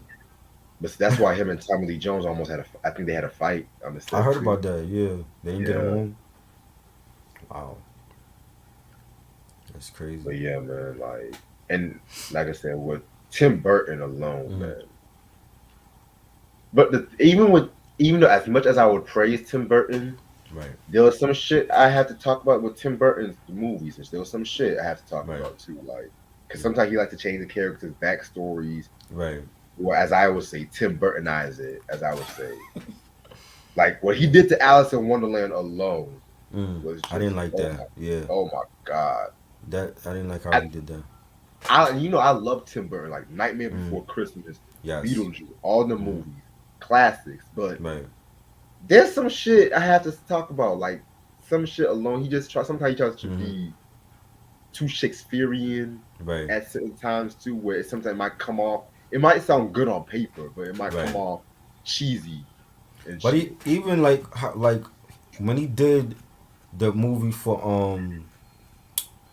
Dark Shadows and he changed that tone and made it Oh, I heard comedic. about I'm that. like, I saw the Dark Shadows series. It No, was dark. How do it you was change that dark. into It a was comedy? gothic, Right. How do you and change that into a comedy? that's the perfect. That's the perfect shit he could Yeah. do. Exactly. And like alone, like dark. I'm not really the biggest Dark Shadows fan, but I like to watch Right. a little bit on YouTube. Right. That shit was like Mm-hmm. some evil, medieval, like Yeah. kind of shit. You know what I'm saying? Right. Like if Black Sabbath had a TV show, it would be Dark Shadow. Yeah. Tim Burton, I saw some of that. I'm like, what the fuck, I didn't like it. It was a nigga? disappointment. This is Tim Burton. Right. I want that dark grind. He Nah. that could have been his foray into horror because he would be great at horror films. And you heard Rob Zombie is be Hmm. doing like the The monsters and shit. monsters, yeah, he's doing the monsters Yeah, now. he trying to make it I, darker. I sent you all the set pics because they on Yeah, set right yeah. now. Mhm. Yeah, I don't know how I feel about that as take. long as if he make it like a horror and it's dark, I think that would be great because Uh, I mean, to it keep needs to it have a mixture, of comedy and horror. like dark comedy and horror. How would you make it like that? I mean, Monsters was like I was never afraid of it watching it as a kid though, because I knew it was comedy and it's like a parody. You know what I'm saying? And that's the thing. Because why do Right. you think like the Adams Family, the franchises always succeeds and shit? Because Mm, they evolve with the times. They add dark humor, but at the same time, they never lose its roots of the satirical and right. shit like that. That's why like a lot of people talking like about the Adams Family movie, how it's good and Mm, shit like that. yeah. The monsters over the years, I mean, it's never like the franchise after the original never really been Mm, watchable like that. Like people might say, right. "Oh, this nice and shit," but then Yeah. the Adams Family, the cartoon, or the Adams Family movie was like more creative, more it Right. took more risk and shit like that. Right. Even though there was one reboot from '95, which I kind of found was underrated Mm, and shit. I never saw that. Yeah, it was like brief clips I saw on YouTube and shit. It was a Mm. review, and I was like, okay, it was kind of cool, but It's like well, I mean, like if you make it like the Lost Boys, like Lost Boys was like horror comedy. There's some yeah, funny moments, but then it was still horror. If you make it like that, I think it could be good. But if you make it like Fright Night, like Fright Night to me is comedy. That's like horror comedy, but was more comedy to me than horror. right. You know what I'm saying? I think it's gonna turn a lot of fans off because they can be like, yo, is it horror or is it comedy? What is it? Is it a mix? But it got to be like a nice balance though, because like from what I'm hearing, it's supposed to be like horror. So it's like so we're gonna actually get to see like Eddie Munster bite somebody as a vampire. You know what I'm saying? Mhm. We're gonna see Herman Munster as Frankenstein. So if it's, I think I want to see that. I want to see the horror side to them because we already saw the comedic side to them. True, You true. know what I mean? So I want to see how they do that though. How you pull that off? Now, how would you feel if they made like a horror Scooby Doo and shit like that? That would be dope. I definitely would want to see that because I saw the films and I'm like, I'm not a big Freddie Prinze Jr. fan. I liked him in I Know What You Did Last Summer, but I didn't care for him as Fred.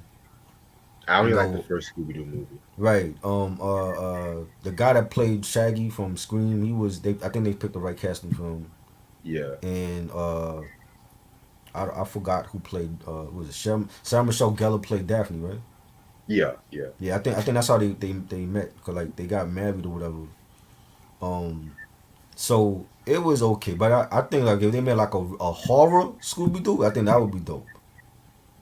To be You know what honest, I'm I feel saying? like the late '90s cartoon Hmm. Scooby Doo was the closest we'll ever get to a horror Scooby Doo. Right, I agree. Like when they did like the zombie ghost, the cyber Right, chase. No yeah. one ever talks about those You movies don't like talk about that, those bro. films, yeah. Those were some dark ass grimy They shit. were good. Yeah. Like I want Scooby Doo to talk about murder. Like I want Hmm. them to do a fucking murder mystery. No, Right. no, for real. They do mysteries about money stolen, zombies. Nigga, talk Right. about murder. Have But somebody I die. think didn't like Vilma go off and do her own thing and she was like investigating her own crimes and stuff? I heard they were making a Yeah, I think film. Vilma had like she has her own spinoff or whatever. Yeah, Hex Girl. Yes, Sam. Right. Yeah, like I think that would be better. But she's like it's Scooby Doo, so it's like immediately you're thinking the kids, the crowd for them. So can they do a horror Scooby Doo and not think about the younger audience for that? I mean, that's a good question, because Again, they would have to make it like the Lost Boys. I'm thinking because that was funny, and then you had your horror at points. You had your action adventure. I don't like know. I don't know if you remember, but they tried Hmm. to do like an adult version of the Flintstones, like that special back in 2001. Uh, This was like the last thing Hanna Barbera did together before one of them died. I want to say it right. was Barbera that died first, Hmm. and it was like more adult because like Fred and Wilma were about to have like a divorce or Oh wow. whatever and shit like I didn't see that, and it that. was kind of abusive and shit. Wow. But they only played it like one time. But then, of course, they kind of had it in the vault because niggas didn't want to see. But the thing of with the Flintstones, originally, y'all got to remember, it wasn't an adult cartoon. Like, it wasn't like Family Guy adult, but at that Right. time, Right. they were smoking cigarettes and all that shit. Fred and Wilma, like, we were kind of stepping out low key and shit like that. Like, it, Fred slapping up Wilma. I don't know how that would go. hey, I mean, it was based on the Honeymooners, and Right. That's I I don't know, mean, man. That's interesting. yeah. I don't know if they ready for an adult Flintstones. Because You Seth know. MacFarlane, he's been saying he's going to make a Flintstones for years, but that never came out. See GI Joe, you could do that with. Like they've done that with GI Joe, Man, fuck G.I. Joe. and they've done it with other cartoons where like they've made it more adult. I don't know if you could do that with like the Flintstones and Scooby Doo. No, even Scooby Doo might Batman. Hmm. Scooby Doo might have a better chance though. You think so? Yeah, like niggas want to see Scooby and Shaggy smoking weed and shit like that. Fred, Fred and Daphne fucking around and shit. Maybe having Velma as an orgy and shit. Oh my god. See, like Batman, they've done that. Like the movies, they had Batman sleep with Batgirl. They had Nightwing sleep with Harley Quinn. That's happened in the films already. I don't Yeah, know if you could pull that off with Scooby Doo though.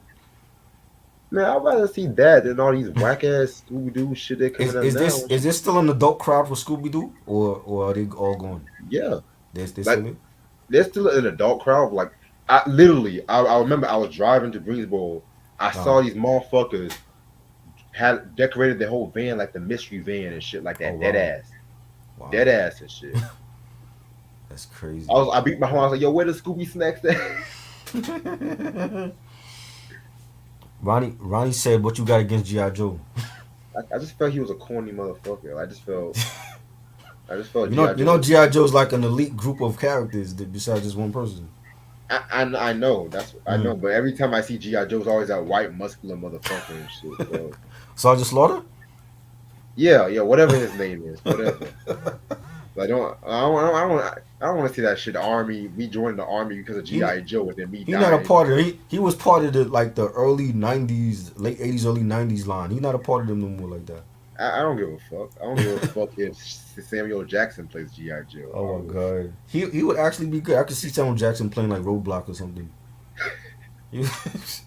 I'd rather see Samuel Jackson play Captain Falcon than GI Joe and Oh shit. lord, yes, Devil's Advocate. That was a great movie. Keanu Reeves and Charlize Theron, Al Pacino. That was a great film. Better reggae artist, Super Cat or Shabba Ranks. For me, Shabba Shaba. definitely has the better albums. I would love for Shabba to do a versus. I don't know who you put him against. How about I was gonna say Shaba against Beanie Man. I'm not gonna lie. Right? That But could work. the Beanie went against Elephant Man, which I'm not gonna lie. Mm. That was not a You good know, matchup. I'm not gonna lie. I didn't even check that out though.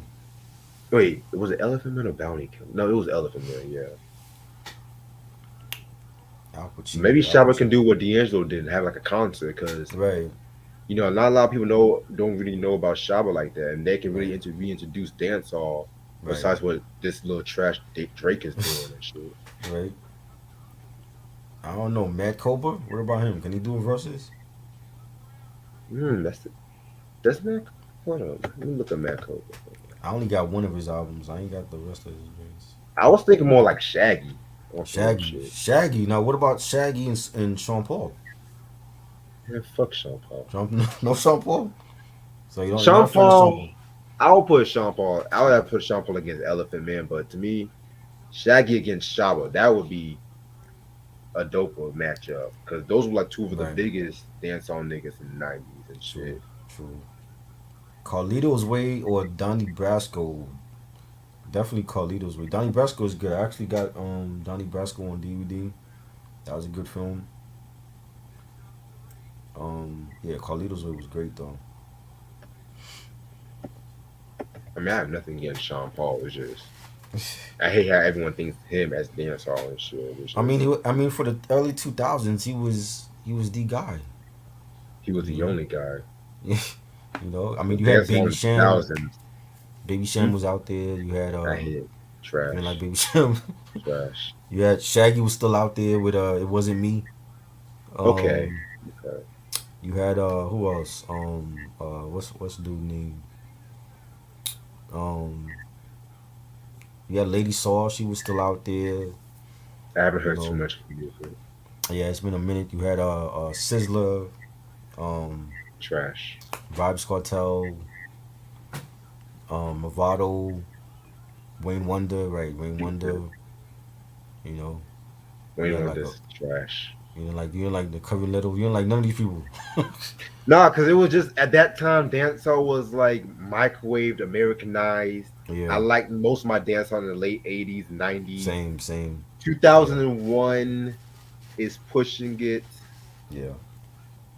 With 2002, ooh, with the in exception of trouble. like Sean Paul's first two albums, I enjoyed those, but he started getting into like the pop and EDM shit. I'm like, what is this dude doing? Ah, Jesus.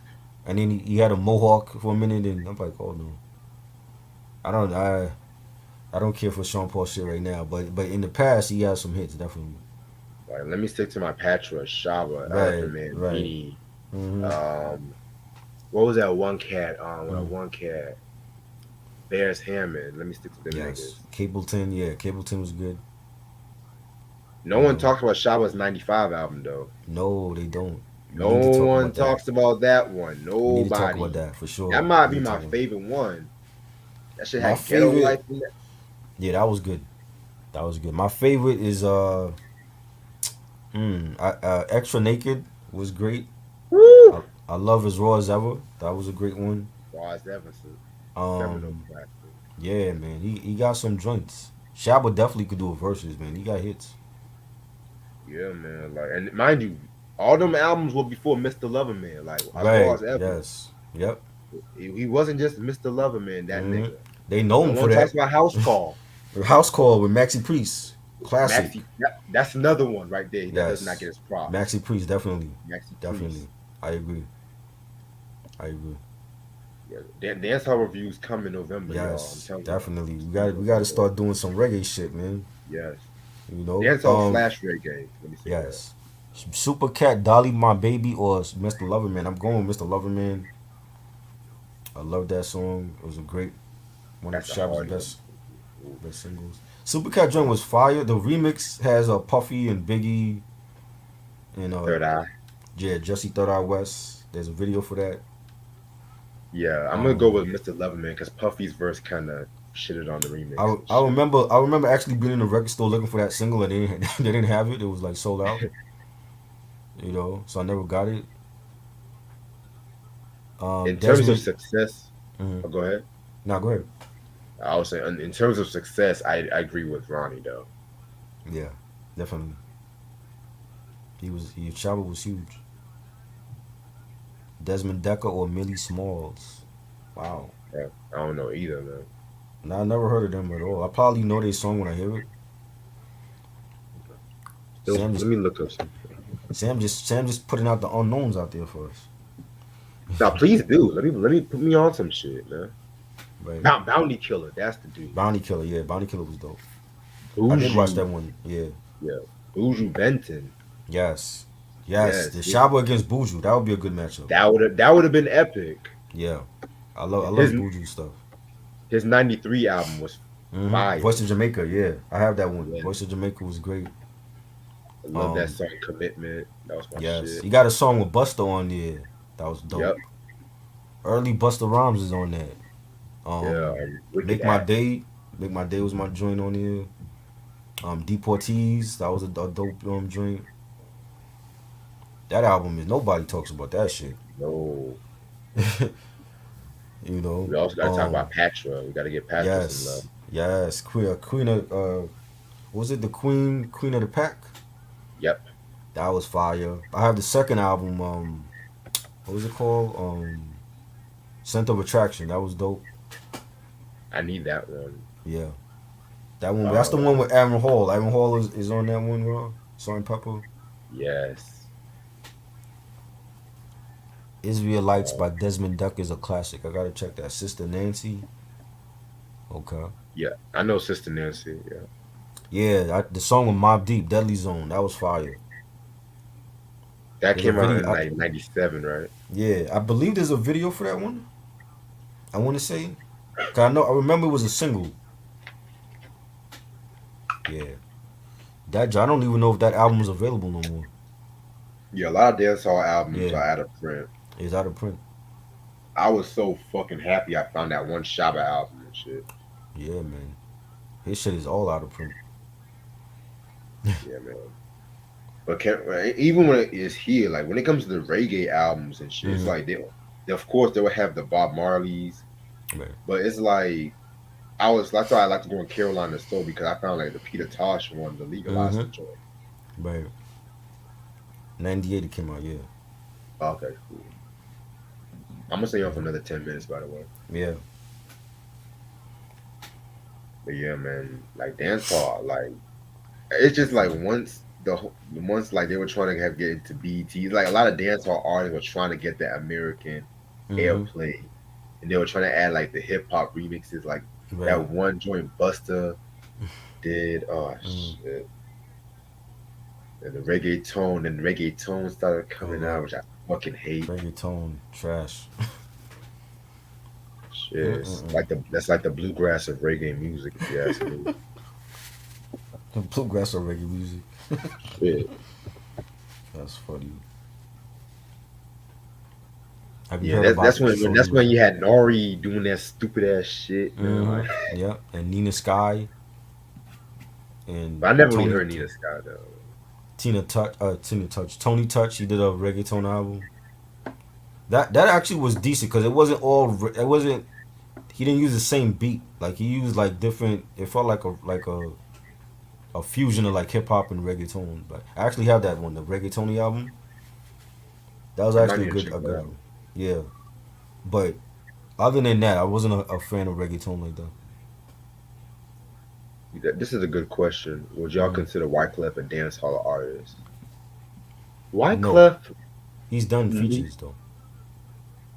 I wouldn't even consider him all the way hip hop artist. He's like, Hmm. how can I put this? A hybrid. Yeah. Like he can do reggae, hip hop, R&B, pop. Hmm. Yeah. It depends on the album, pretty much, or the year. I agree. Have you used the Rocksteady music? What's Rocksteady music? That's the reggae you talking about?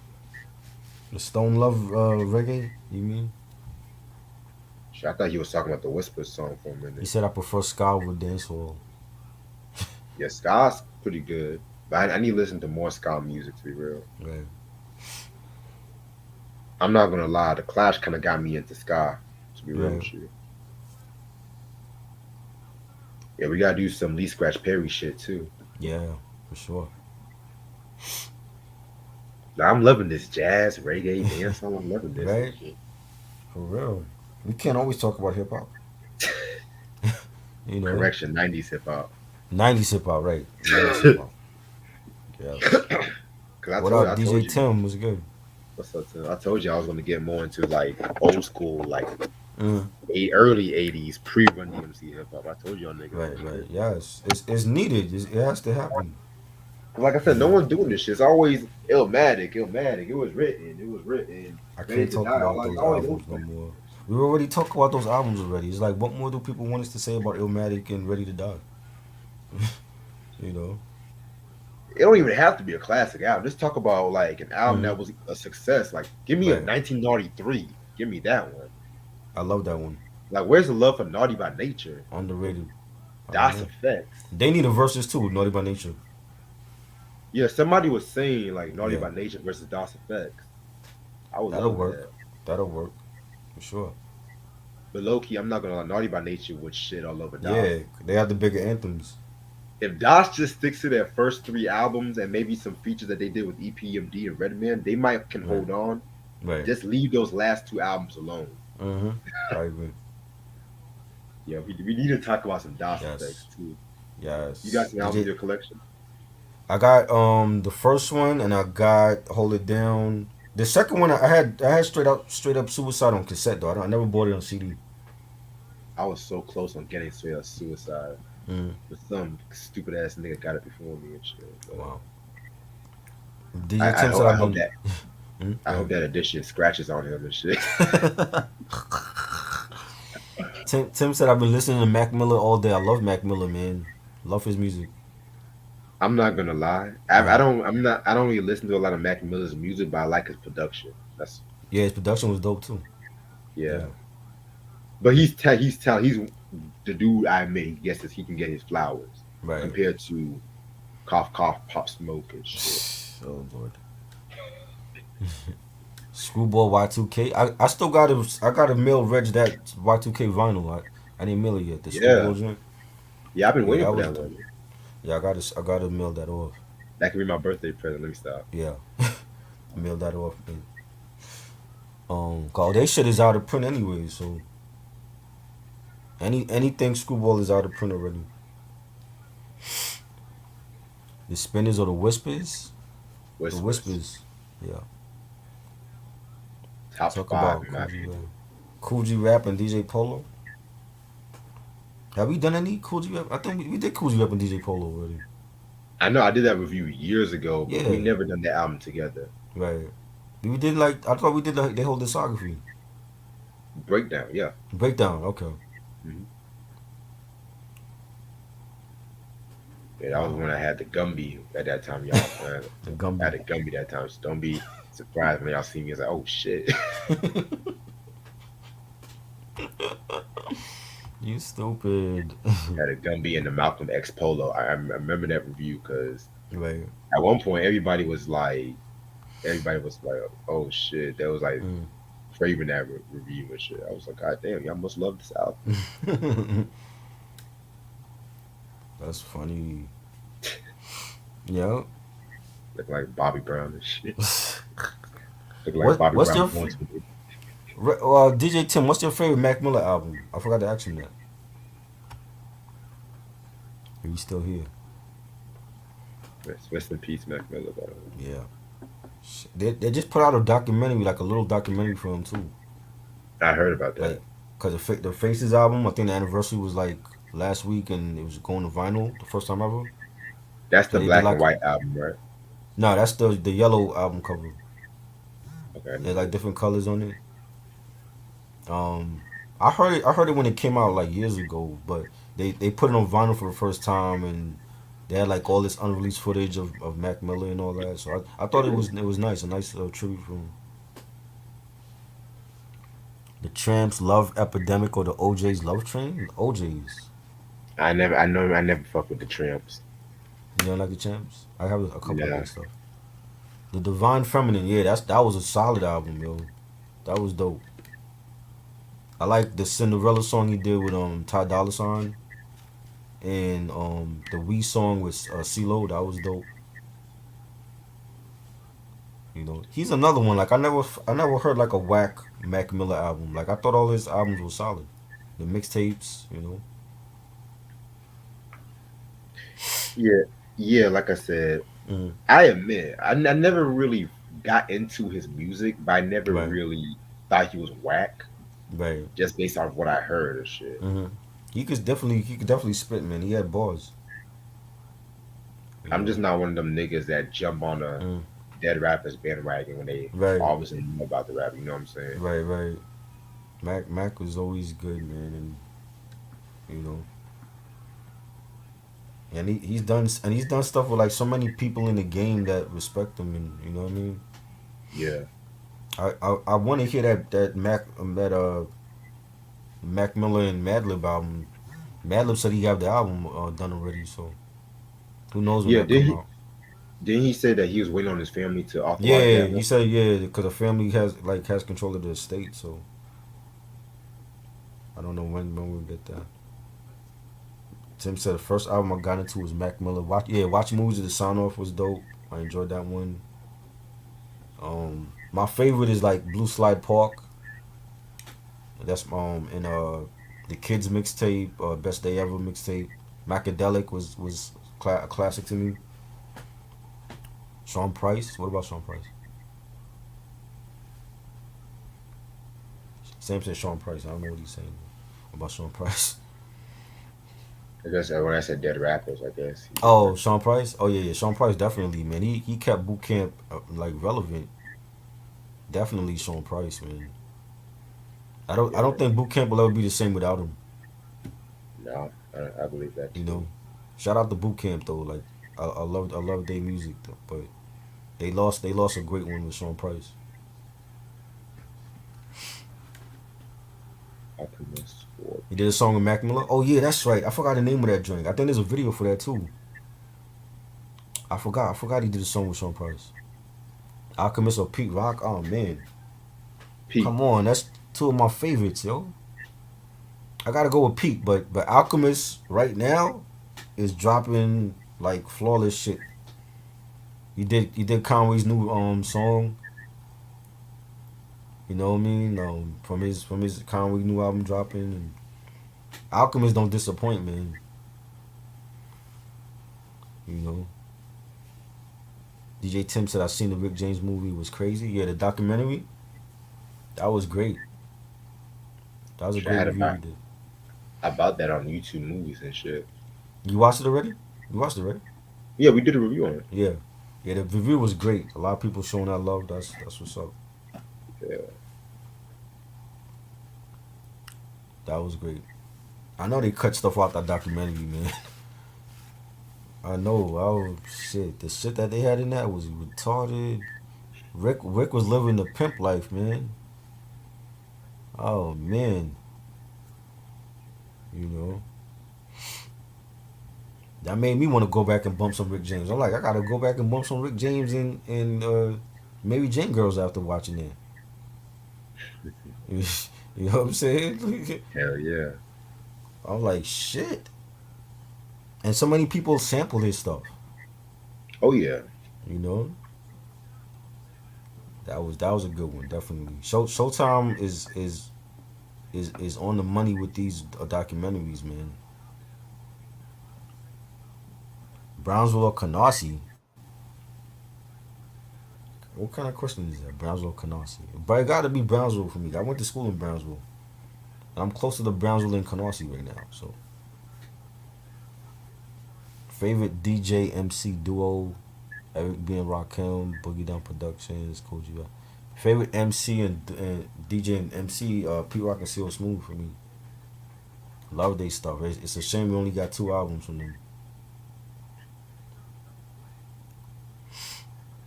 You What's know, your favorite DJ MC duo? that's a versus right there. Eric B and Rakim against Koji Rap and Polo. That's a versus right there. I would love to see that matchup. You know, Eric B was at the verses. Like we need Rakim to get involved now. You know, is Polo and G Rap still cool with each other or no? I haven't heard about DJ Polo in years. You right. I haven't seen him. Rick James produced a lot of records in the early days of his career, and he gave records to people just like, yeah, he gave a hit record to Eddie Murphy that he could have kept for himself. You So know, this just in. uh, Alyssa Milano calls on Netflix to pull Dave Chappelle's special. No room for any hate speech. Alyssa Milano from Who's the Boss? From Charmed? Oh, you said from Charmed. I was thinking Who's the Boss? I mean, I was Charmed. gonna say who's the boss, but you said it first. So I was like, I didn't even watch Charmed. I didn't like Charmed. my Wow. friend got me into that. I'm not Mm. gonna lie. Is it It good? was like the Powerpuff Girls meets Bewitched. That's how I picture it. Oh Lord. But when they brought in that other white girl, Hmm. Paige or whatever, Right. I'm not gonna lie. It was still cool. I'm not gonna lie, but Wow. my friend got me into that shit. But fuck Wow. that. I why are they going up against Dave Chappelle? Like for what? They got nothing else better to do? We in COVID right now. They worried about Dave Chappelle. I don't get Man, it. I'm just surprised it's still an issue.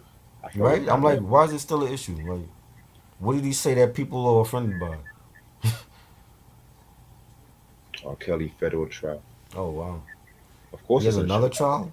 Another trial? Like, didn't he get already like life years in prison? What is this for? Man, I guess every R. Kelly album's gonna be out of print now. Fuck Right? shit. Get all the R. Kelly albums you can now. Shit. Let me get the R album as soon as possible, Right. man. To be honest, man, Oh, if I can just get R, mm, TP2, hmm. Chocolate Factory, I'll be satisfied. I need Chocolate Factory. Oh, and Love Letter, yeah. Don't care. That's about it. Got. I mean, the other ones I could skip, but Chocolate Factory is like considered his last classic. So Mm, no, I say what's the last Love one? Letter. Love Letters his 2010's last Love classic. Letter. Oh That's a wow. classic. Okay. I mean, I love Chocolate Factory. I mean, that's a definitive album, but Right. Love Letter was just amazing. He was placed on suicide watch. He ain't committed no suicide though.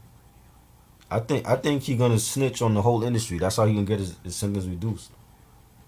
That's what I heard too. You know what I mean? I don't He see gonna him. be I don't see him doing time in jail like that. he gonna be He like can't do it. Takashi. Yeah, he can't do it. He can't do it. I don't see him doing that a lot of time in jail. I don't know. You know, I don't think he could do it. Something tells me he's not gonna serve his whole sentence. That's why I'm gonna Yeah, say. he not. I don't think he's gonna. Something tells me. I don't think he's gonna. Nas rewind on Jay Z Heart of the City rewind. Heart of the City. He's gonna snitch on it. I think so. I think he's gonna tell He said it. people. He announced Yeah. it. Yeah. Oh, you announced it? Yeah, they say one of his. I think one of his spokesmen say he's going to announce about the whole industry and shit. He have to because if he turn out that everything he said was true, yeah, they're gonna give him a reduced sentence. He's not gonna spend a full like how many years he getting? 70 or some shit. I Some thought he was ridiculous getting amount. Some ridiculous 40. amount. He 40 years. Or something? Well, that's life for a black man. I'm gonna be real with you on Right. that. He gonna definitely start snitching and telling people shit.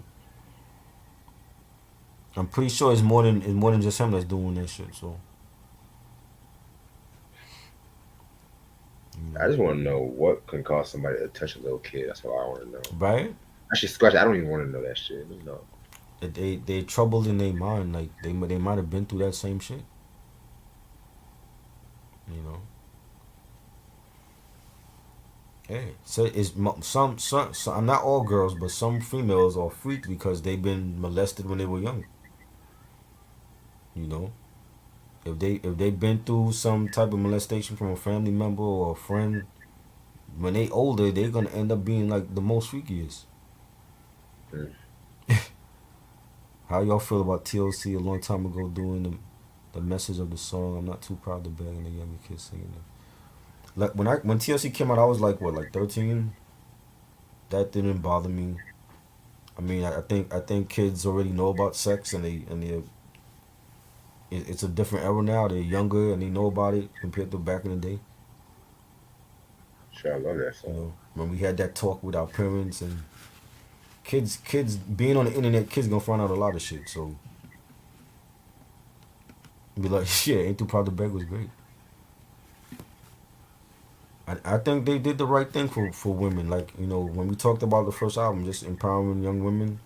I needed to hear that because there wasn't really nobody out to give them that info. So I think TLC came at the right time for young women. You know,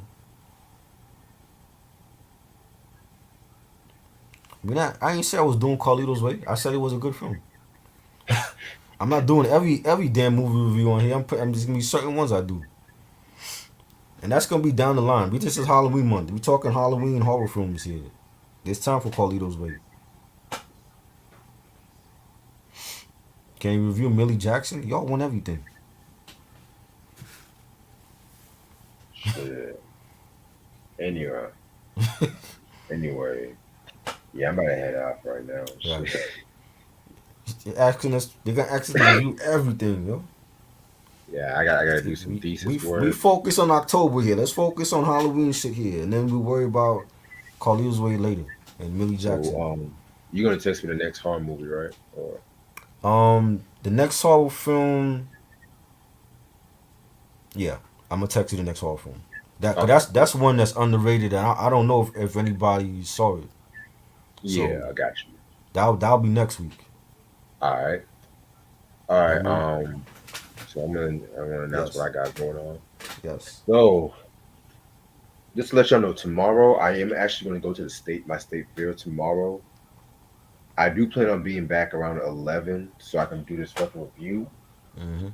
But if I don't make it back at 11, it's gonna be like 11:30 the latest, Okay. and it's gonna be the Soul on Ice review. Yes. Of Yes. course, really cannot wait to talk about this one. Mhm. I might actually listen to this album tonight on some real shit. Right. As for the Rhapsody Layla's Wisdom review, as of now, I'm thinking 3 o'clock for the review. As of now, Okay. yeah, that way I can still talk about that. Um, AZ's Do or Die 2. That's gonna be. I'm gonna pre-record that next week Okay. and shit because yeah, this week I'm in the middle of a lot Right. of shit, Right. getting ready for my homecoming and shit too. So yeah, Great. Great. yeah. Then of course Sunday is the Rage Renegades album.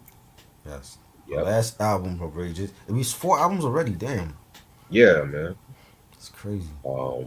I was thinking of a Mm. dope. Speaking of DJ rapper duos, I was thinking of a Mm. dope DJ rapper duo we can talk about in December Okay. and stuff like that because we talked about one of the albums, but Okay. the rest of the 4 albums I recently got, which I'm gonna text you on that too. Cool. But if you guys paid attention, I did post like what's going on with the Batman schedule and shit like that. Mm. So for Monday, we're gonna do the Batman, Tim Burton, Schumacher movies. and Yes. Batman Mask of the Phantom, the animated '93 movie, which I'll put that there in that range because I fuck with that movie. Right. That's to me the best animated Batman movie. Feel free to disagree. Right.